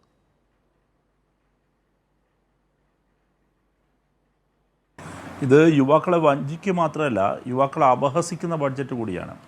രാജ്യത്ത് തൊഴിലില്ലായ്മ അതിരൂക്ഷമാണ്. അത് എല്ലാവരും ഇപ്പോൾ സമ്മതിക്കുന്നുണ്ട്. മുമ്പ് ഗവൺമെൻറ് സമ്മതിച്ചിരുന്നില്ല, ഇപ്പോൾ ഗവൺമെൻറ് സമ്മതിക്കുന്നുണ്ട്. അപ്പോൾ ആ യാഥാർത്ഥ്യത്തെ അഡ്രസ്സ് ചെയ്യാൻ ഇൻറ്റേൺഷിപ്പും ഇൻസെൻറ്റീവും ആണോ വേണ്ടത്? ഇതാണ് ചോദ്യം. അപ്പോൾ തൊഴിലില്ലാത്ത ചെറുപ്പക്കാരുടെ മുഖത്ത് നോക്കിയിട്ട് നിങ്ങൾക്ക് 5000 രൂപയുടെ അല്ലെങ്കിൽ 10000 രൂപയുടെ എംപ്ലോയർക്ക് കൊടുക്കുന്നൊരു ഇൻസെൻറ്റീവിലൂടെ, ഇൻറ്റേൺഷിപ്പിലൂടെ ഞങ്ങൾ തരാമെന്ന് പറയുന്ന അപഹസിക്കലാണ്. അതാണ് യഥാർത്ഥത്തിൽ സംഭവിച്ചിരിക്കുന്നത്. ഇവിടെ വളരെ ഗൗരവമായിട്ടുള്ള ഒരു ഷിഫ്റ്റിംഗ് ഇവിടെ നടത്തുകയാണ്. ഒന്ന്, ഇവിടെ ഇപ്പോൾ ശ്രീ സേനാപതി വേണു സൂചിപ്പിച്ചൊരു പ്രശ്നമുണ്ട്. ഇന്ത്യൻ റെയിൽവേയിലെ ഒഴിവുകളെക്കുറിച്ച് അദ്ദേഹം പറഞ്ഞു. റെയിൽവേയിൽ മാത്രമല്ല, സമസ്ത മേഖലകളിലും ഒരുപാട് വേക്കൻസികൾ ഒഴിഞ്ഞെടുക്കുകയാണ്. ഇന്ത്യൻ റെയിൽവേ, ഇന്ത്യയുടെ ബാങ്കിങ് സെക്ടർ, ഇന്ത്യയുടെ ഇൻഷുറൻസ് മേഖല, ബാങ്കിങ്ങിൻ്റെ ലയനത്തിലൂടെ നഷ്ടപ്പെട്ട ഒരുപാട് അവസരങ്ങൾ. BSNL നിയമനമേ നടക്കുന്നില്ല, പൂർണ്ണമായി നിയമനം നിലച്ച മട്ടാണ്. പോസ്റ്റൽ ഡിപ്പാർട്ട്മെൻറ്റ് യാതൊരു നിയമനവും നടക്കുന്നില്ല. രാജ്യത്തെ പെട്രോളിയം സെഗ്മെൻറ്റ് എല്ലാ മേഖലകളിലും, പൊതുമേഖലാ സ്ഥാപനങ്ങളിലും അല്ലാതെ സ്ഥിരം നിയമനങ്ങൾ വരേണ്ട സ്ഥലങ്ങളിലും നിയമനങ്ങൾ പൂർണ്ണമായി നിലച്ച മട്ടാണ്. അപ്പോൾ തൊഴിലില്ലായ്മ പരിഹരിക്കുന്നതിന് ഇവർ കണ്ടെത്തിയിരിക്കുന്ന മാർഗം ആ തസ്തികയിൽ ആളെ നിയമിക്കുന്നതല്ല. ഇപ്പോൾ നമുക്ക് ഏറ്റവും കൂടുതൽ അറിയാം, സൈന്യത്തെ പോലും കരാറുവൽക്കരിച്ചു. അപ്പോൾ സൈന്യത്തിൽ പോലും സ്ഥിര നിയമനങ്ങളില്ലാതായി. അപ്പോൾ സർക്കാർ സർവീസുകളിലെ അല്ലെങ്കിൽ പൊതുമേഖലാ സ്ഥാപനങ്ങളിലെ സ്ഥിരം നിയമനം എന്ന കൺസെപ്റ്റ് പൂർണ്ണമായി ഇവർ അവസാനിപ്പിക്കുകയാണ്. അതിന് ലക്ഷണമാണ് ഈ ബഡ്ജറ്റ്. അതിൻ്റെ ഒരു പ്രഖ്യാപനം കൂടിയാണ് ഈ ബഡ്ജറ്റ്. പകരമായിട്ട് ഇവർ പറയുന്നത് പുതിയൊരു സിസ്റ്റം, അത് കോർപ്പറേറ്റുകൾക്ക് അല്ലെങ്കിൽ വിവിധ കമ്പനികൾക്ക്, ആ കമ്പനികൾക്ക് ഇൻറ്റേൺസായിട്ട് 5000 രൂപ വെച്ച് ഒരാളെ കൊടുക്കുമെന്നാണ്. എന്തിനാണ് ഇൻറ്റേൺസായിട്ട് 5000 രൂപ വെച്ച് ഇൻറ്റേൺഷിപ്പ് 2 പ്രോജക്റ്റാണ് വെച്ചിരിക്കുന്നത്, ഇൻറ്റേൺഷിപ്പും മറ്റൊന്ന് ഇൻസെൻറ്റീവ്. ഈ ഇൻറ്റേൺഷിപ്പ് പ്രോജക്റ്റിൽ എന്താ സംഭവിക്കുന്നത്? 5000 രൂപ വെച്ച് ഒരാളെ ഇൻറ്റേൺഷിപ്പ് അതിനെന്തിനാണ് ഈ സർക്കാരിൻ്റെ ഉടമ്പടി എന്ന് എനിക്ക് മനസ്സിലാവുന്നില്ല. ആ 5000 രൂപ കൊണ്ട് ഏതൊരാൾക്കാണ് ഇപ്പോൾ 2 പ്രശ്നങ്ങളുണ്ട് അതിനകത്ത്. ഒന്നാമത്തെ പ്രശ്നം, ഈ ഇൻറ്റേൺഷിപ്പിനായിട്ട് 5000 രൂപയ്ക്ക് ഏത് കോർപ്പറേറ്റ് സ്ഥാപനത്തിലാണ് ഏത് ചെറുപ്പക്കാരന് പോയി ഇന്ന് ജോലി ചെയ്യാൻ കഴിയുക? അപ്പോൾ അവർ പറയുന്നത് എക്സ്പീരിയൻസ് ഒന്നുമില്ല, അതുകൊണ്ട് എക്സ്പീരിയൻസ് ഇല്ലാത്തതുകൊണ്ട് തൊഴിലവസരങ്ങൾ നഷ്ടപ്പെടുന്നു. അവിടെ എക്സ്പീരിയൻസ് കിട്ടാനുള്ളൊരു ഗേറ്റ് വേ എന്ന നിലയിലാണ് 5000 രൂപ വെച്ച് ഇൻറ്റേൺഷിപ്പിന് ഇവരെ ഏൽപ്പിക്കുന്നതെന്നാണ്. അങ്ങനെ 5 വർഷത്തിനകം 1 കോടി പേർക്ക് ഇവർക്ക് ഈ ഇൻറ്റേൺഷിപ്പ് പ്രോജക്റ്റിലൂടെ കൊണ്ടുവരാൻ പറ്റുമെന്നാണ് അവർ പറയുന്നത്. 5000 രൂപ വെച്ച് എന്താണ് ചെയ്യാൻ പോകുന്നവർ? അതുകൊണ്ട് ആർക്കാണ് അതിന് പ്രയോജനം കിട്ടുക? ആർക്കെങ്കിലും 5000 വെച്ച് പോയിട്ട് ഇൻറ്റേൺഷിപ്പ് പ്രവർത്തനം ചെയ്യാൻ വേണ്ടിയിട്ട് കഴിയുമോ? തത്വത്തിലത് സംഭവിക്കുന്നത് ഇന്ത്യയിലെ കോർപ്പറേറ്റുകൾക്ക് എല്ലാ വർഷവും നിശ്ചിത ശതമാനം ആളുകളെ വെറും തുച്ഛമായ പൈസയ്ക്ക് ഇൻറ്റേൺഷിപ്പ് എന്ന പേരിൽ അടിമപ്പണി എടുപ്പിക്കാൻ, അവർക്കവിടെ ആവശ്യമായ പണികളൊക്കെ എടുപ്പിക്കാൻ പറ്റുന്ന അഭ്യസ്തവിധരായ കുറേ ചെറുപ്പക്കാരെ തുച്ഛമായ പൈസ നിയമിക്കാനുള്ള ലൈസൻസാണ് അവർ കൊടുക്കുന്നത്. പിന്നെ ഒരു 15000 രൂപ എംപ്ലോയർ കൊടുക്കുന്ന ഇൻസെൻറ്റീവിനെ കുറിച്ച് പറയുന്നുണ്ട്. ആ ഇൻസെൻറ്റീവിലൂടെ ഞാൻ ചോദിക്കട്ടെ, 15000 രൂപ അല്ലെങ്കിൽ ഈ ഇൻസെൻറ്റീവായിട്ട് അല്ലെങ്കിൽ എംപ്ലോയർക്ക് ഒരു സബ്സിഡി റേറ്റ് കിട്ടും എന്നതുകൊണ്ട് ഏതെങ്കിലും ഒരാൾ പുതുതായിട്ടുള്ള നിയമിക്കുമോ? അല്ലാതെ ഒരു സ്ഥാപനത്തിൽ ഒരാളെ ആവശ്യമുണ്ട് എങ്കിൽ മാത്രമല്ലേ നിയമിക്കുള്ളൂ. അത് പ്രത്യേകിച്ചൊരു ഇൻസെൻറ്റീവ് കിട്ടിയെന്ന് പറഞ്ഞിട്ട് നിയമിക്കോ? ഇനി ഇൻസെൻറ്റീവ് ഇങ്ങനെ കയറുന്നയാൾ പിന്നീട് എന്താ പറയുക, എന്തോ ഒരു സാമ്പത്തിക കാര്യങ്ങൾ കൈകാര്യം ചെയ്യുന്നതുമായി ബന്ധപ്പെട്ട് ഒരു ഓൺലൈൻ പരീക്ഷയ്ക്കെല്ലാം വിധേയമാകണം. അതെല്ലാം പോട്ടെ, അതെല്ലാം രണ്ടാമത്തെ കാര്യം. അങ്ങനെ ഈ തൊഴിലില്ലായ്മ പരിഹരിക്കാനാകുമോ? ഇന്ത്യയിലെ ഏതെങ്കിലും ഒരു കമ്പനി ഈ ഇൻസെൻറ്റീവ് കിട്ടുന്നു എന്ന കാരണത്താൽ മാത്രം പുതുതായിട്ട് ഒരു തൊഴിൽ അവസരത്തെ ക്രിയേറ്റ് ചെയ്യുമോ? ഇതാണ് എൻ്റെ ചോദ്യം. രാജ്യം നേരിടുന്ന പ്രശ്നം തൊഴിലവസരങ്ങൾ ഉണ്ടാകണം.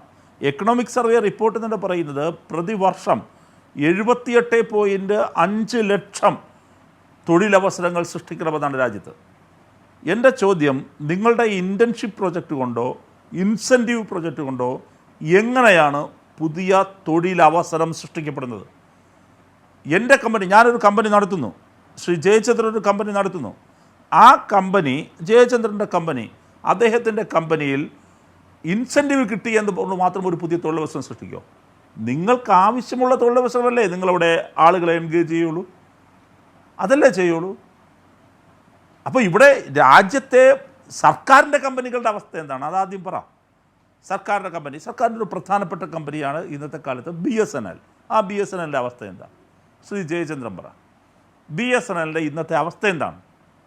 രാജ്യത്ത് ഇൻ്റർനെറ്റ്, രാജ്യത്തെ അതോടൊപ്പം തന്നെ മൊബൈൽ നെറ്റ്വർക്ക് എന്ന് പറയുന്നത് ഇന്നത്തെ വളരെ പ്രധാനപ്പെട്ട ഡെയിലി ലൈഫിൻ്റെ ഭാഗമാണ്.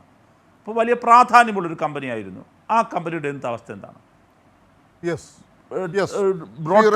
ഞാൻ തിരിച്ചു വരാം. വളരെ പ്രധാനപ്പെട്ട 2 പോയിന്റുകളാണ് ഇപ്പോൾ താങ്കൾ TP ജയചന്ദ്രനോട് മറ്റു കാര്യങ്ങൾ പറഞ്ഞ കൂട്ടത്തിൽ കൂടെ എടുത്ത് മുന്നോട്ട് വച്ചിരിക്കുന്നത്. ഞാൻ വരാം.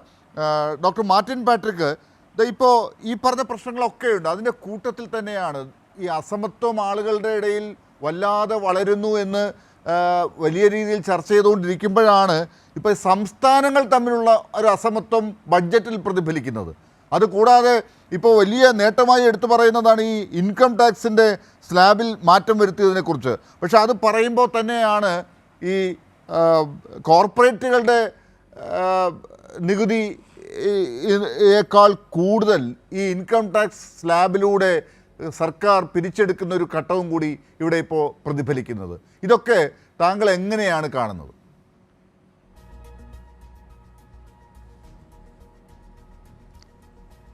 അല്ല, ഈ പറഞ്ഞതുപോലെ അസമത്വം വർദ്ധിപ്പിക്കുന്ന ഒരു ബഡ്ജറ്റ് തന്നെയാണിത്. അത് പ്രധാനമായിട്ടും പ്രാദേശിക അസമത്വം കൂടുതൽ വർദ്ധിപ്പിക്കും. നമുക്ക് വരുമാന അസമത്വത്തിൽ ഇന്ത്യ ഇന്ന് 1ാമതാണ്. സമ്പത്ത് അസമത്വത്തിൽ നമ്മൾ 3ാമത്തെ സ്ഥാനമാണ്. ഇക്കാര്യത്തിൽ നമ്മൾ ഇനി പ്രാദേശിക അസമത്വം നമുക്കില്ല എന്നല്ല, ഉണ്ട്. പക്ഷേ അത് വർദ്ധിപ്പിക്കുന്ന രീതിയിലാണ് കൂടുതൽ അലോട്ട്മെൻറ്റ് 2 സ്റ്റേറ്റുകൾക്കും മറ്റു ചില സ്റ്റേറ്റുകൾക്കും കൊടുത്തത്. അത് പിന്നീട് നാളെ നമ്മൾ അഭിമുഖീകരിക്കുന്ന വലിയൊരു പ്രശ്നം തന്നെയായിരിക്കും. അതുകൊണ്ട് ഈ ബഡ്ജറ്റിനെ ഞാൻ പലപ്പോഴും വിശേഷിപ്പിക്കുന്നത് ABB ബഡ്ജറ്റ് എന്നാണ്. ആന്ധ്രാപ്രദേശ്, ബീഹാർ, BJP സ്റ്റേറ്റ്സ് എന്നുള്ള രീതിയിലാണ് ഞാനിതിനെ ABB ബഡ്ജറ്റ് എന്നാണ് ഇതിനെ വിശേഷിപ്പിക്കുക. കാരണം പല സംസ്ഥാനങ്ങളും ഇതിനകത്ത് ഈ ബഡ്ജറ്റിനകത്ത് പരാമർശിക്കുന്നില്ല, മറന്നുപോയി. ഇത് ഇന്ത്യ രാജ്യത്തുള്ള എല്ലാ സംസ്ഥാനങ്ങളെയും ഉൾക്കൊള്ളുന്ന രീതിയിൽ അതിൻ്റെ ഡോക്യുമെൻറ്റ്സുകളിലൊക്കെ കുറേ നിർദ്ദേശം വരുമായിരിക്കും, അതിനകത്ത് സംശയമില്ല, അത് വന്നേ മതിയാവും. പക്ഷേ കുറച്ചെങ്കിലും സ്റ്റേറ്റുകളെ ഇത് പരാമർശിക്കണ്ടേ? അതുണ്ടായില്ല. അത് തീർച്ചയായിട്ടും ഇതിൻ്റെ രാഷ്ട്രീയമാണ്, ബഡ്ജറ്റിൻ്റെ രാഷ്ട്രീയമാണ്. നമ്മൾ നിലനിന്ന് പോകണമെന്നുണ്ടെങ്കിൽ പ്രധാനമായിട്ടും ആന്ധ്രാപ്രദേശിനെയും ബീഹാറിനെയും നല്ലതുപോലെ തലോടണം. ഇവിടെ ഞാൻ അസമത്വത്തിൻ്റെ വേറൊരു മുഖം കൂടെ കാണിച്ചു തരാം. ബഡ്ജറ്റിൻ്റെ ഏതാണ്ട് ഇൻട്രീം ബഡ്ജറ്റിനെ അപേക്ഷിച്ച് 55,000 കോടി രൂപയുടെ വർധനവാണ്. കഴിഞ്ഞ വർഷത്തെ ബഡ്ജറ്റിനെ അപേക്ഷിച്ചിട്ടാണ് 4 ലക്ഷം കോടി രൂപയുടെ വർധനവ്. അപ്പോൾ 55,000 കോടി രൂപയുടെ വർധനവാണ് നമുക്ക് ഇടക്കാല ബഡ്ജറ്റിനെ അപേക്ഷിച്ച് വന്നിരിക്കുന്നത്. പക്ഷേ ഈ 2 സംസ്ഥാനങ്ങൾക്കും കൂടി ഏതാണ്ട് അതിനടുത്ത് വരുന്ന തുകയാണ് ഇപ്പോൾ പാക്കേജായിട്ട് പ്രഖ്യാപിച്ചിരിക്കുന്നത്. എന്നാൽ അതേസമയം തന്നെ മറ്റ് ചില പദ്ധതികൾക്കും കുറച്ചധികം പണം പ്രഖ്യാപിച്ചിട്ടുണ്ട്.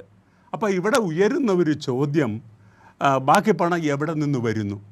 അപ്പോൾ എവിടെയെങ്കിലും അലോക്കേഷനിൽ കുറവ് വരുത്തിയിട്ടുണ്ടാവും. പ്രധാനപ്പെട്ട ഇപ്പോൾ അഗ്രികൾച്ചർ മേഖലയിൽ പറഞ്ഞാൽ 1.52 ലക്ഷം കോടി രൂപയുടെ അലോട്ട്മെൻറ്റാണ് നടത്തിയിരിക്കുന്നത്.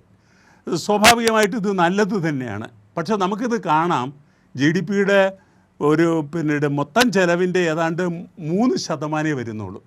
48 ലക്ഷം കോടി രൂപയിൽ പരമാണ് ചെലവഴിക്കുന്നത്, അതിനൊരു 3% മാത്രമേ വരുന്നുള്ളൂ. എന്നാൽ കാർഷിക മേഖല എത്രയാണ് സംഭാവന ചെയ്യുന്നത്? 17.7% നമ്മുടെ ദേശീയ വരുമാനത്തിൽ സംഭാവന ചെയ്യുന്നത്. 45% ആളുകളാണ് അവിടെ തൊഴിലെടുക്കുന്നത്. അതിനനുസരണമായിട്ടുള്ള ഒരു അലോട്ട്മെൻറ്റ് വന്നില്ലെങ്കിലും കുറച്ച് നീതിപൂർവമായിട്ടുള്ള ഒരു എക്സ്പെൻഡിച്ചർ അവിടെ കൊടുക്കേണ്ടതല്ലേ? ഇനി ഗ്രാമീണ മേഖല തന്നെ എടുക്കാം, 2.66 ലക്ഷം കോടി രൂപയാണ് വരുന്നത്. അപ്പോൾ അവിടെയും നമുക്ക് 5%-നകത്തുള്ളൊരു തുകയെ വരുന്നുള്ളൂ. ഡോക്ടർ മാർട്ടിൻ പാട്രിക്, ഇതൊക്കെ ഏത് കണക്ക് വെച്ചിട്ടാണ് നിർമ്മലാ സീതാരാമൻ അവതരിപ്പിക്കുന്നത് എന്നൊരു സംശയം കൂടിയുണ്ട്. ഇതൊക്കെ സാമ്പത്തിക വിദഗ്ധർ കഴിഞ്ഞ ദിവസവും അഭിപ്രായപ്പെട്ടതാണല്ലോ. സെൻസസ് 2011 എടുത്തത്, ബേസ് ഇയറായി 2011 വെച്ചുകൊണ്ട് കാര്യങ്ങൾ മുന്നോട്ട് ചിന്തിക്കേണ്ടി വരുന്നു ബഡ്ജറ്റിലൂടെ. അതേസമയം നമ്മുടെ യഥാർത്ഥ അവസ്ഥ വേറൊന്നാണല്ലോ.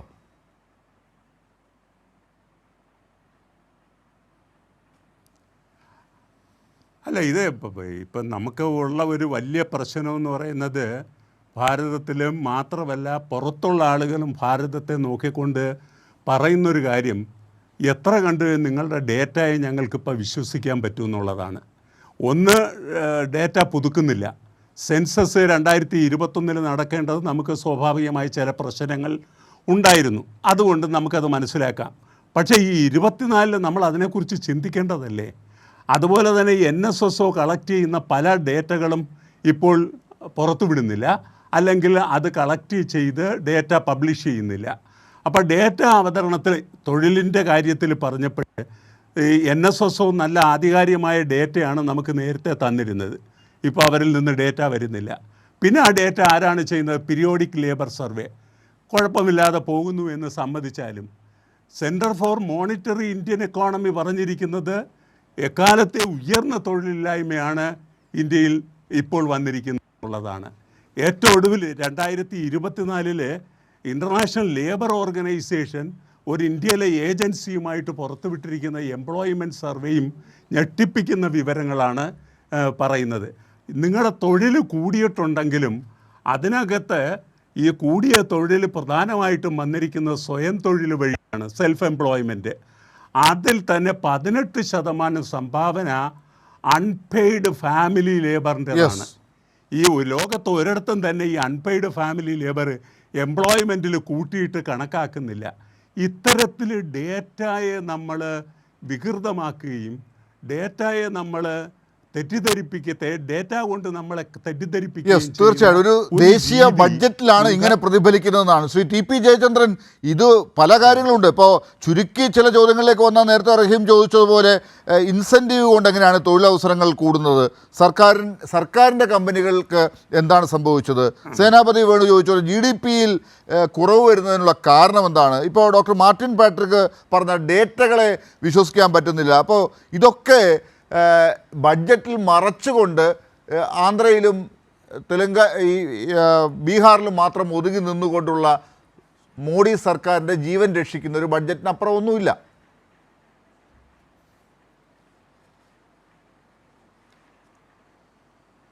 ലാലേ, ഈ ചർച്ചയിൽ മറ്റു 3 പേർക്ക് കൊടുത്ത മര്യാദ നിങ്ങൾ എന്നോട് പാലിക്കുമെന്ന് ഞാൻ പ്രത്യാശിക്കുന്നു. ചോദ്യങ്ങളൊക്കെ കുറേ ചോദിച്ചു, 3 പേര് എന്നോടാണല്ലോ ചോദിച്ചത്.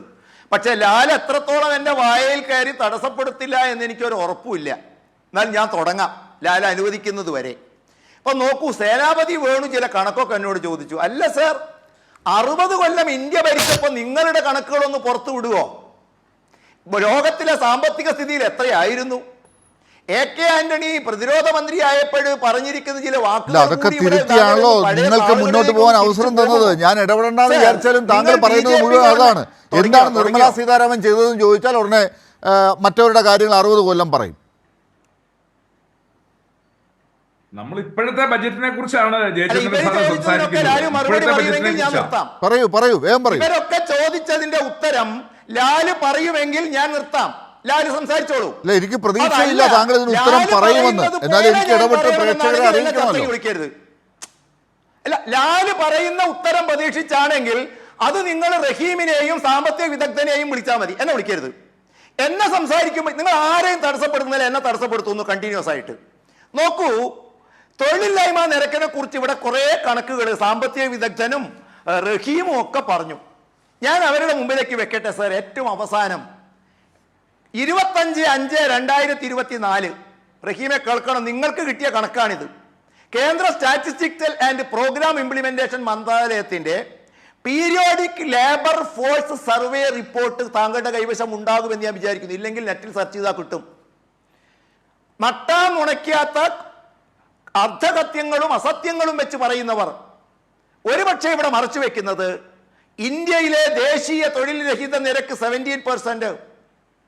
റഹീം ഡൽഹി പോയതുകൊണ്ട് കേരളത്തിലെ രീതിയൊക്കെ മറന്നുപോയത് കൊണ്ടാണ്. 32% നമ്മളുടെ സമ്പന്നമായ 1ാം സ്ഥാനത്ത് നിൽക്കുന്ന കേരളം. തമിഴ്നാട് 15.9, കർണാടക 11.5. മാത്രമല്ല റഹീമെ, നിങ്ങൾ ഡൽഹി പോയത് കൊണ്ടാണ് സെക്രട്ടേറിയറ്റ് നടയിൽ രാവിലെ ചെന്നാൽ അൺഎംപ്ലോയ്മെന്റിന്റെ വ്യാപ്തി താങ്കൾക്ക് കാണാം. അതും കൂടി ഒന്ന് വല്ലപ്പോഴും സമയം കിട്ടുമ്പോൾ നിങ്ങൾ നോക്കണം എന്നാണ് എനിക്ക് പറയുന്നത്.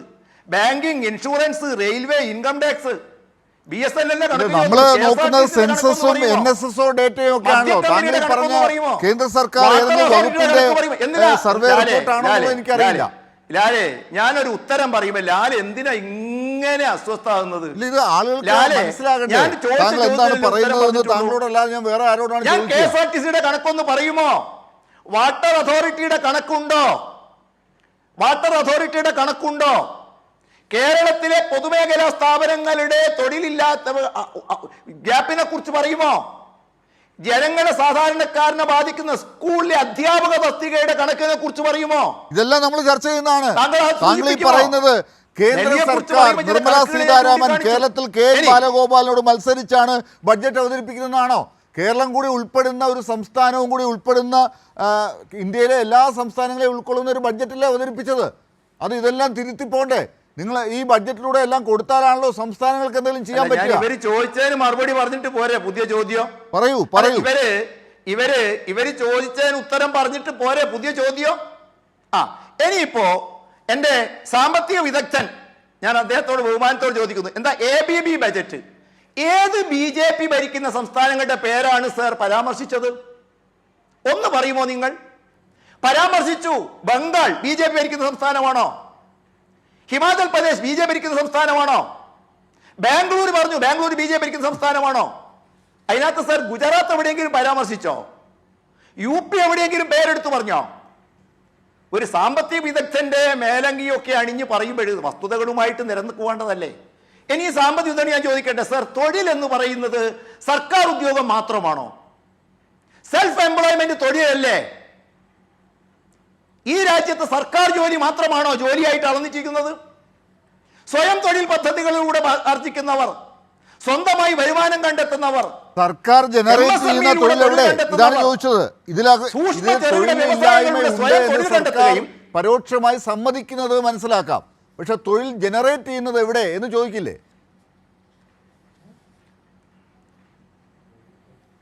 ലാലെ, നിങ്ങൾക്ക് നിങ്ങളുടെ സഹജമായ സ്വഭാവം മാറ്റാൻ കഴിയില്ല എന്ന് എനിക്കറിയാം.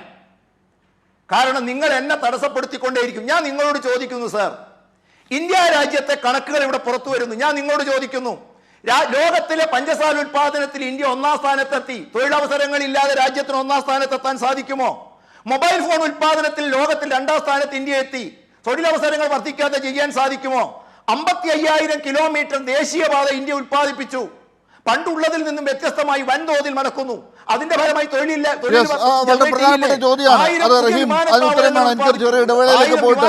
ഇത്രയും വരുമാനം കൂട്ടുമ്പോൾ അത് തൊഴിലവസരം കൂട്ടാത്തതുകൊണ്ടാണോ എന്നുള്ളത് അറിയേണ്ടതുണ്ട്. റഹീം, ചുരുക്കി ഇതിപ്പോ ജയേന്ദ്ര മാഷ് എല്ലാത്തിനും ഉത്തരം പറഞ്ഞു വരുന്നു എന്നാണ് പറയുന്നത്. താങ്കൾ ഉദ്ദേശിച്ച ചോദ്യങ്ങൾക്കുള്ള ഉത്തരം കിട്ടിയിട്ടുണ്ടോ? ഇല്ല, വരുന്നില്ല. ഒന്ന് പറഞ്ഞേക്കണം. ഇല്ല, തീർച്ചയായിട്ടും ഇല്ല. മാത്രമല്ല, അദ്ദേഹം പറഞ്ഞൊരു കാര്യം, കേരളത്തെ പരാമർശിച്ചുകൊണ്ട് അദ്ദേഹം പറഞ്ഞു കേരളത്തിൻ്റെ തൊഴിലിനെ കുറിച്ച്. ഞാൻ നേരത്തെ പറഞ്ഞു വെച്ചാൽ അതാണ്, നിങ്ങൾ കേരളത്തിലെ വ്യത്യസ്ത മേഖലകളിലെ സർക്കാർ ജീവനക്കാരുടെ എണ്ണം, പബ്ലിക് സർവീസ് കമ്മീഷനിലെ റിക്രൂട്ട്മെൻറ്റ് നിങ്ങൾ UPSCയുമായി താരതമ്യം ചെയ്യൂ, സ്റ്റാഫ് സെലക്ഷൻ കമ്മീഷനുമായി താരതമ്യം ചെയ്യൂ, രാജ്യത്തെ വിവിധ റിക്രൂട്ട്മെൻറ്റ് ബോർഡുകളുമായി ബന്ധപ്പെട്ട് നിങ്ങൾ താരതമ്യം ചെയ്യൂ. ഞങ്ങൾ തയ്യാറാണ്, ഏത് താരതമ്യത്തിനും തയ്യാറാണ്. പിന്നെ അദ്ദേഹം നേരത്തെ ഒരു കണക്ക് ഇവിടെ പറഞ്ഞു, ആ കണക്ക് വെച്ചിട്ടാണ് അദ്ദേഹം ഉദ്ധരിക്കാൻ ശ്രമിച്ചത്. ഇവിടെ പറഞ്ഞു മറ്റ് പാനലംഗങ്ങൾ, സെൻറ്റർ ഫോർ മോണിറ്ററിംഗ് ഇന്ത്യൻ എക്കോണമിയുടെ കണക്കെല്ലാം നിങ്ങൾ വിട്ടേക്കൂ. ഇന്നലെ എക്കണോമിക് സർവേ റിപ്പോർട്ടിനെ ആധികാരികമായി എടുക്കണ്ടേ? ഒരു ബഡ്ജറ്റിൽ സംസാരിക്കുമ്പോൾ എക്കണോമിക് സർവേ റിപ്പോർട്ട് തന്നെ തൊഴിലില്ലായ്മയുടെ ഭീകരത സൃഷ്ടിക്കുന്നു എന്ന് മാത്രമല്ല, വരും കാലങ്ങളിൽ കാത്തിരിക്കുന്ന ഭീകരമായ തൊഴിലവസരങ്ങളുടെ നഷ്ടത്തെക്കുറിച്ച് കൂടി അത് ഓർമ്മപ്പെടുത്തുകയാണ്. കാർഷിക മേഖലയിൽ മാത്രം ഇന്ന് 2023 4-1 രാജ്യത്തെ തൊഴിൽ മേഖല കുറയുമെന്നാണ്. ഞാൻ പ്രത്യേകം പറയുന്നത് കാർഷിക മേഖലയിലെന്നാണ്. അതിൻ്റെ അർത്ഥം സ്ഥിര നിയമനത്തെക്കുറിച്ച് പോലുമല്ല. രാജ്യത്തിൻ്റെ ഇപ്പോഴുള്ള ഈ ഫോർമൽ സെക്ടറിലും ഇൻഫോർമൽ സെക്ടറിലുമായിട്ട് വലിയ തൊഴിൽ നഷ്ടമുണ്ടാകാൻ പോകുന്നു. ആർട്ടിഫിഷ്യൽ ഇൻ്റലിജൻസിൻ്റെ വരവ് രാജ്യത്തുണ്ടാക്കുന്ന തൊഴിൽ രംഗത്തെ മാറ്റം, ഇതും വളരെ കൃത്യമായി എക്കണോമിക് സർവേ റിപ്പോർട്ട് പറയുന്നുണ്ട്. എക്കണോമിക് സർവേ റിപ്പോർട്ട് പറയുന്നതിനെ ആധികാരികമായി എടുക്കണ്ടേ? ഞങ്ങൾ പറയുന്നതൊക്കെ വിട്ടേക്കൂ. എന്നിട്ട് അതിനെ അഡ്രസ്സ് ചെയ്യുന്ന, തൊഴിലവസരങ്ങൾ സൃഷ്ടിക്കുന്ന ഒന്നുമേ ഇതില്ല. എൻ്റെ പോയിൻ്റ് ഇതാണ്, ഇൻറ്റേൺഷിപ്പും ഇൻസെൻറ്റീവും കൊണ്ട് പുതിയ തൊഴിലവസരങ്ങൾ സൃഷ്ടിക്കപ്പെടില്ല. പുതിയ തൊഴിലവസരങ്ങൾ സൃഷ്ടിക്കപ്പെടാതെ രാജ്യത്തെ ഈ പ്രശ്നം പരിഹരിക്കപ്പെടില്ല. 1. 2, വളരെ ഗുരുതരമായ പ്രശ്നം എന്താണ്? രാജ്യത്തെ ലിവിങ് എക്സ്പെൻഡിച്ചർ ഉയരുന്നു. രാജ്യം നേരിടുന്ന 2 ഗുരുതരമായ പ്രശ്നമാണ്. 1 തൊഴിലില്ലായ്മയാണ്, 2ാമത്തേത് പണപ്പെരുപ്പാണ്. വലിയ വിലക്കയറ്റമല്ലേ? ഇതിൻ്റെ എല്ലാം ആകത്തുകയായി ജീവിത ചെലവ് ഉയരുന്നു. വളരെ ലളിതമാണ്. ബഡ്ജറ്റിനെ കുറിച്ച് നമ്മൾ ബാക്കിയുള്ള സാങ്കേതിക പദങ്ങളെല്ലാം വിട്ട് ലളിതമായി സംസാരിച്ചാൽ എന്താ? രാജ്യത്തെ ജനങ്ങളുടെ ജീവിതത്തിന് ആശ്വാസം നൽകുന്ന ജീവിത ചെലവ് പിടിച്ചു നിർത്താൻ എന്തെങ്കിലും ഉണ്ടോ? ജീവിത ചെലവ് ഓരോ ദിവസവും ഉയരുന്നു. ഈ കഴിഞ്ഞ ആഴ്ചകളിൽ മാത്രം ഒരു ശരാശരി മനുഷ്യൻ്റെ ജീവിത ചെലവ് എത്രമാത്രം ഉയർന്നുണ്ടാകും? പെട്രോളിൻ്റെ വില ഉയരുന്നു, ഡീസലിൻ്റെ വില ഉയരുന്നു, പാചകവാതകത്തിൻ്റെ വില ഉയർത്തിക്കൊണ്ടിരിക്കുന്നു, വിവിധ സബ്സിഡികൾ ഇല്ലാതാക്കുന്നു. ഏറ്റവും ഒടുവിൽ ഇന്ന് നിത്യജീവിതത്തിൻ്റെ ഭാഗമാണ് ഇൻ്റർനെറ്റിൻ്റെയും മൊബൈൽ നെറ്റ്വർക്കിൻ്റെയും ഉപയോഗം. അവിടെ താരിഫ് അനിയന്ത്രിതമായി ഉയർത്തുന്നു. ഗവൺമെൻറ്റിന് യാതൊരു റോളുമില്ല. ഇന്ധനവില വർധനവ്, ഗവൺമെൻറ്റിന് യാതൊരു റോളുമില്ല. ജനങ്ങളുടെ യാത്രാ ചെലവ് ഉയർന്നുകൊണ്ടിരിക്കുന്നു, ഗവൺമെൻറ്റിനൊരു നിയന്ത്രണമില്ല. മരുന്നുകളുടെ വില ഉയർന്നുകൊണ്ടിരിക്കുന്നു, ജനത്തിന് നിയന്ത്രണമില്ല. അപ്പോൾ ഗവൺമെൻറ്റിന് നിയന്ത്രണമില്ല. അപ്പോൾ ഈ നിയന്ത്രണങ്ങളൊന്നുമില്ലാതെ ഓപ്പൺ മാർക്കറ്റിലേക്ക് ജനത്തെ മുഴുവൻ തള്ളിവിട്ട് രാജ്യത്ത് ജീവിത ചെലവ് ഉയരുന്നു. ഇതിനനുസരിച്ച് വരുമാനം ഉയരുന്നുണ്ടോ? വരുമാനം ഉയരുന്നില്ല. അവിടെയാണ് നേരത്തെ അസമത്വം സൃഷ്ടിക്കുന്ന ബഡ്ജറ്റാണ് എന്ന് പറഞ്ഞത്. ഞാനതിനോട് യോജിക്കുകയാണ്. അസമത്വം വർദ്ധിപ്പിക്കുന്നു എന്ന് മാത്രമല്ല, വ്യത്യസ്ത അസമത്വങ്ങൾ വീണ്ടും വീണ്ടും സൃഷ്ടിക്കുകയാണ്. ഇവിടെ ഇദ്ദേഹം പറഞ്ഞു ഇൻസെൻറ്റീവ് അല്ലെങ്കിൽ ഈ പുതിയൊരു ജോബ് ഓപ്പർച്യൂണിറ്റിയും തൊഴിൽ സാഹചര്യവും ഞങ്ങൾ സൃഷ്ടിക്കുകയാണെന്ന്. അത്തരമൊരു സ്ഥലത്ത് സംവരണ സാധ്യതകളുണ്ടോ? ഇപ്പോൾ സ്ഥിരം തൊഴിലവസരങ്ങൾ ഇല്ലാതെ വരുന്നു എന്നതിൻ്റെ അർത്ഥം എന്താണ്? സംവരണവും ഇല്ലാതാകുന്നു എന്നല്ലേ? സംവരണത്തിലൂടെ ഇല്ലാതാകുന്നത് എന്താണ്? പാർശ്വവൽക്കരിക്കപ്പെട്ട ജനവിഭാഗങ്ങൾ സമൂഹത്തിൻ്റെ മുൻധാരയിലേക്ക് കടന്നു വരാതിരിക്കുന്നു. അവർ വീണ്ടും പാവപ്പെട്ടവരായി മാറുന്നു. അസമത്വം, സാമൂഹ്യ അസമത്വം വലിയ തോതിൽ വർദ്ധിക്കില്ലേ? അപ്പോൾ എല്ലാ അർത്ഥത്തിലും അസമത്വം സൃഷ്ടിക്കുന്നൊരു നയമാണ്. ആ നയത്തിൻ്റെ തുടർച്ചയാണ് ഇവിടെ ഉണ്ടായിരിക്കുന്നത്. അതിന് പുറമെ നരേന്ദ്രമോദി എത്രമാത്രം അശക്തനായിരിക്കുന്നു എന്നൊരു തെളിവാണിത്. ഒരു നിർവാഹവുമില്ലാതെ 2 സംസ്ഥാനങ്ങൾക്ക് നിതീഷ് കുമാറും ചന്ദ്രബാബു നായിഡും പറഞ്ഞിടത്ത് വരച്ച വരയിൽ നിന്നുകൊണ്ട് കാര്യങ്ങൾ ചെയ്യാൻ നിർബന്ധിതനാകുന്ന കേരളത്തെ കുറിച്ച് അവർ പരിഗണിക്കുന്നേയില്ല എന്നല്ലേ സേനാപതി വേണു മനസ്സിലാകുന്നത്? ചുരുക്കി ഈ ജയചന്ദ്രൻ മാഷൊക്കെ ഇപ്പോഴും ധരിക്കുന്നത് ഇവര് 303-ലും ഇവര് പറഞ്ഞ 400-ലും ഒക്കെ നിൽക്കുന്നു എന്നുള്ളതാണ്. ഇവര് കേവല ഭൂരിപക്ഷം ഇല്ല, 240. ആ 240-ൽ നിന്ന് TDPയുടെ 16-ഉം നിതീഷിന്റെ 12-ഉം അതില്ലാതെ ഇവർക്ക് മുന്നോട്ട് പോകാൻ പറ്റത്തില്ല. ഇപ്പോ ധാർമ്മികമായിട്ട് യഥാർത്ഥത്തിൽ ഇപ്പൊ ഇന്ത്യ ഭരിക്കാനായി നരേന്ദ്രമോദിക്ക് അവകാശമില്ല. കാരണം 303-ൽ നിന്ന് കൂപ്പ് കുത്തി 64 കുറഞ്ഞ് 240-ൽ എത്തിയിരിക്കുകയാണ്. ധാർമ്മികമായിട്ട് ഇവർക്ക് ഭരിക്കാൻ അവകാശമില്ല. അപ്പോ ഭരണത്തിൽ കടിച്ചു തൂങ്ങാനായി മുമ്പ് ഇവിടെ സൂചിപ്പിച്ചതുപോലെ ഈ 2 ആളുകളും, കാരണം ഇവരെ നമുക്കറിയാം, ഇവരെപ്പോ രാഷ്ട്രീയം മാറുന്നു എന്നുള്ളത്. യഥാർത്ഥത്തിൽ ചന്ദ്രബാബു നായിഡു എന്തിനാ 2019-ല് മുന്നണി വിട്ടു പോയത്? അന്നും അദ്ദേഹം NDAയുടെ ഭാഗമായിരുന്നല്ലോ. എന്താ മുന്നണി വിട്ടു പോയത്? അപ്പോ ഇവര് മാറുന്നതിനോ ഇവർക്ക് അഭിപ്രായം പറയുന്നതിനോ, കാരണം ഇന്ത്യ മുന്നണിക്ക് രൂപം കൊടുത്ത ആളാണ് പിറ്റേ ദിവസം നമ്മൾ കാണുന്നത് അപ്പുറത്തേക്ക് പോകുന്നത് നിതീഷ് കുമാർ. അപ്പൊ ഇവര് ഏത് സമയത്തും മാറും, ഈ ഗവൺമെന്റ് താഴെ പോകും, അല്ലെങ്കിൽ ഈ ഗവൺമെന്റ് ആയുസ് ചുരുക്കമാണ് എന്ന് നരേന്ദ്രമോദിക്ക് അറിയാം. ഇവിടെ ബഹുമാന്യ MP സൂചിപ്പിച്ചതുപോലെ ഇത് അദ്ദേഹത്തിന്റെ രാഷ്ട്രീയ ഗതികേടാ. ഭരണത്തിൽ തുടരുന്നതിന് വേണ്ടി 400, 400 പാർ, 370 എന്നൊക്കെ പറഞ്ഞ ആളുകള് 240-ൽ എത്തിക്കഴിഞ്ഞപ്പോഴേക്കും അധികാരത്തിൽ കടിച്ചു തൂങ്ങുന്നതിന് വേണ്ടി ഞങ്ങൾ എന്തും ചെയ്യും എന്ന് ഇനിയിപ്പോ നരേന്ദ്രമോദി കേരളത്തിലേക്ക് തെരഞ്ഞെടുപ്പിന് മുമ്പ് വന്നതുപോലെ അടിക്കടി ഇങ്ങനെ വരാൻ സാധ്യതയുണ്ടോ? ഇവിടെ വന്ന് മോദി ഗ്യാരണ്ടി എന്നൊക്കെ പറഞ്ഞു പോയ ആളുകൾ ഇപ്പോ അദ്ദേഹം ഇനി വീണ്ടും വന്നാൽ ചോദിക്കില്ലേ? ആ തൃശ്ശൂരുകാരെങ്കിലും ചോദിക്കില്ലേ സുരേഷ് ഗോപിയെ ജയിപ്പിച്ചു വിട്ടതിന് ഇതാണോ മറുപടി എന്ന്? ലാലെ, പ്രധാനമന്ത്രി വന്നതിന്റെ ഗുണം ഇപ്പോഴും നിങ്ങൾക്ക് ഇനിയും മനസ്സിലായിട്ടില്ലേ? നിങ്ങളിപ്പോ കേരളത്തിൽ തന്നെയല്ലേ? വന്ന് പറ്റിച്ചു എന്നാണ് ഇപ്പൊ ആളുകൾ പറയുന്നത്. ഇന്നത്തെ ദിവസം പറയുന്നത് വന്ന് പറ്റിച്ചിട്ട് പോയിന്നാണ്. മോദി ഗ്യാരണ്ടി എന്നൊക്കെ പറഞ്ഞപ്പോ ആ എയിംസ് എങ്കിലും കിട്ടും എന്നാണ് കരുതിയത്. ഇപ്പൊ പറ്റിച്ചു എന്നാണ് ആളുകൾ പറയുന്നത്. ആയിക്കോട്ടെ, അതിപ്പോ ഗോവിന്ദൻ മാഷിക്കെങ്കിലും മനസ്സിലായിട്ടുണ്ട് ഡോക്ടർ ലാൽ. നിങ്ങളുടെ ഗവേഷണം ഗോവിന്ദൻ മാഷിക്കെങ്കിലും ഒന്ന് പറഞ്ഞു കൊടുക്ക്, നരേന്ദ്രമോദി വന്നതിന്റെ ഗുണം ഉണ്ടായിട്ടുണ്ടോ ഇല്ലയോ എന്നുള്ളത്. ഇനി സേനാപതി വേണുവിനോട് ഞാൻ പറയുന്നത്, അല്ല സർ, ഞങ്ങൾ അങ്ങ് പോയി എന്ന് വിചാരിക്കുക. ഇവർ ആരെടുത്തേക്ക്, ആരെ കണ്ടാ വരാൻ? 99 സീറ്റുള്ള നിങ്ങളെയോ, കലഹിക്കുന്ന നിങ്ങളെയോ? പഠിച്ച പണി 18 നോക്കിയില്ലേ? അതുകൊണ്ട് ആ പേടിയൊന്നും ഞങ്ങൾക്ക് അല്പം പോലും ഇല്ല സേനാപതി വേണു. ഇനി നിങ്ങൾ ഒറ്റ കണക്കൂടി ഒരു വാർത്തയുടെ നിങ്ങളുടെ കൂടെ നിൽക്കാൻ പറ്റാത്തൊരു സാഹചര്യമുണ്ട്. നിങ്ങളുടെ കൂടെ നിന്നാൽ സംസ്ഥാനങ്ങൾക്കൊക്കെ എന്താണ് സംഭവിക്കുക എന്ന് തെളിഞ്ഞുകൊണ്ടിരിക്കുകയാണ്.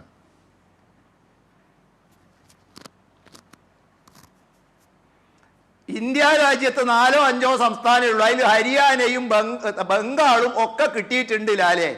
ഇവിടെ ഒരു കാര്യം ശരിയാ, ആ സർക്കാർ ആസ്പത്രിയിൽ കിടന്നതിന് 2 ലക്ഷം രൂപ കീശയിലിടാൻ വേണ്ടി കേന്ദ്രം പണം തരില്ല. PSC മെമ്പർമാർക്ക് 60 ലക്ഷം രൂപ വെച്ച് ലേലം വിളിക്കാൻ തരില്ല. PSCയുടെ പേരിലും. ശരി, ഡോക്ടർ മാർട്ടിൻ പാട്രിക്ക് എനിക്ക് ഒറ്റ മിനിറ്റ് ഈ പറഞ്ഞ പോലെ എക്കണോമിക്സിനേക്കാൾ പൊളിറ്റിക്സ് ആണ് നിർമ്മലാ സീതാരാമന്റെ ഈ ബഡ്ജറ്റിൽ എന്ന് തന്നെ നമുക്ക് അവസാനിപ്പിക്കാമോ?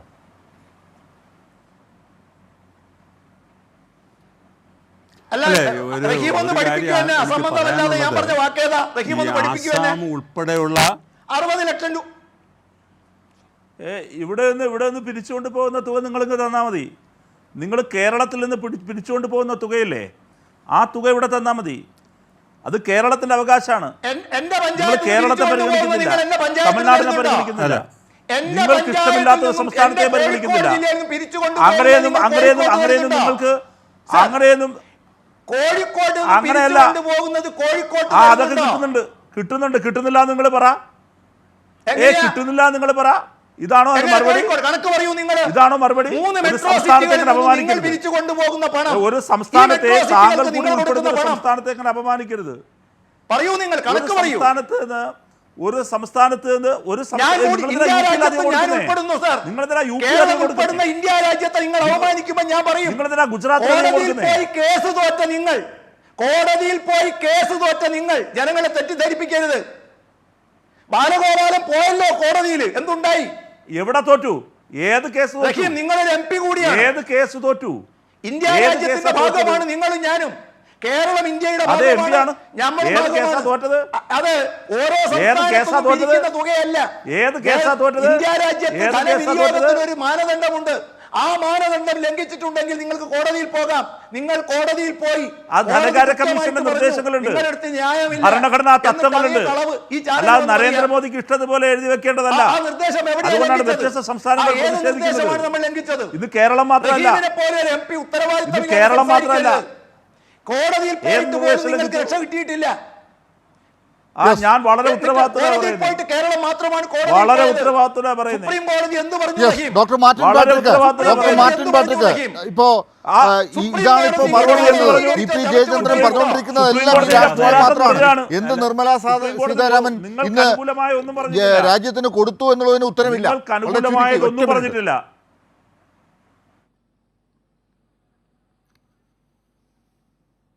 അല്ല, എനിക്ക് പറയാനുള്ളത് ഒരു 2 മിനിറ്റ് 1 മിനിറ്റെങ്കിലും സമയം തരണം. അത് പ്രധാനമായിട്ടും ശ്രീ ജയചന്ദ്രൻ സൂചിപ്പിച്ചതുപോലെ ഇതിനകത്ത് BJP സംസ്ഥാനങ്ങൾ ഏതെങ്കിലും ഉണ്ടോ എന്ന് ചോദിച്ചു.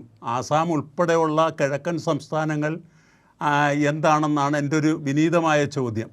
ഒഡീഷയെക്കുറിച്ച് പരാമർശിച്ചിട്ടുണ്ട്, അതെന്താണെന്നാണ് എൻ്റെ ചോദ്യം.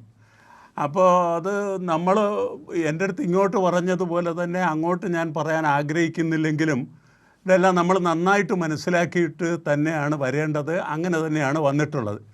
എംപ്ലോയ്മെൻറ്റിനെ കുറിച്ച് പറയുമ്പോൾ ഈ പല ഡേറ്റകൾ, ഏറ്റവും ഒടുവിൽ RBIയുടെ ഡേറ്റ ഉണ്ട് കേട്ടോ. ഇത്ര ഇൻകൺസിസ്റ്റൻ്റ് ആയിട്ടുള്ള ഡേറ്റ വേറെ ഒരു കാര്യത്തിലുമില്ല. അതുകൊണ്ട് ഈ ഇൻകൺസിസ്റ്റൻസി, സമയത്തിന്റെ പരിമിതി കൊണ്ടാണ് ഞാൻ ഇടപെടുന്നത്, ദയവായി ക്ഷമിക്കുക. എന്തായാലും കേന്ദ്ര ബജറ്റിൽ രാജ്യത്തിൻ്റെ പൊതുവായ സാമ്പത്തിക സ്ഥിതിയാണ് പ്രതിഫലിക്കേണ്ടത്. സംസ്ഥാനങ്ങളെ ആകെ സംരക്ഷിക്കുന്ന നിലപാടാണ് കേന്ദ്ര ബഡ്ജറ്റിൽ ഉണ്ടാകേണ്ടതും. നാളിതുവരെ അതിനുള്ള ശ്രമങ്ങളാണ് എല്ലാ ധനകാര്യ മന്ത്രിമാരും നടത്തിയിട്ടുള്ളത്. പക്ഷെ അങ്ങനെ പുറമേക്ക് കാണിക്കുമ്പോഴും ഇന്ന് പക്ഷേ ചരിത്രത്തിൽ ആദ്യമായി ആന്ധ്ര ബീഹാർ ബഡ്ജറ്റ് ധനകാര്യമന്ത്രി പാർലമെന്റിൽ അവതരിപ്പിച്ചു എന്ന് പറയുന്ന അവസ്ഥയിലേക്ക് കാര്യങ്ങൾ എത്തിയിരിക്കുന്നു. വരുന്ന ദിവസങ്ങളിൽ ഇതായിരിക്കും ചർച്ച ചെയ്യപ്പെടുക. വളരെ നന്ദി ചർച്ചയിൽ ചേർന്നതിന് Shri KN Balagopal, Shri A Rahim, Shri Senapathi Venu, Shri TP Jayachandran, doctor Martin Patrick. News അവസാനിക്കുന്നു.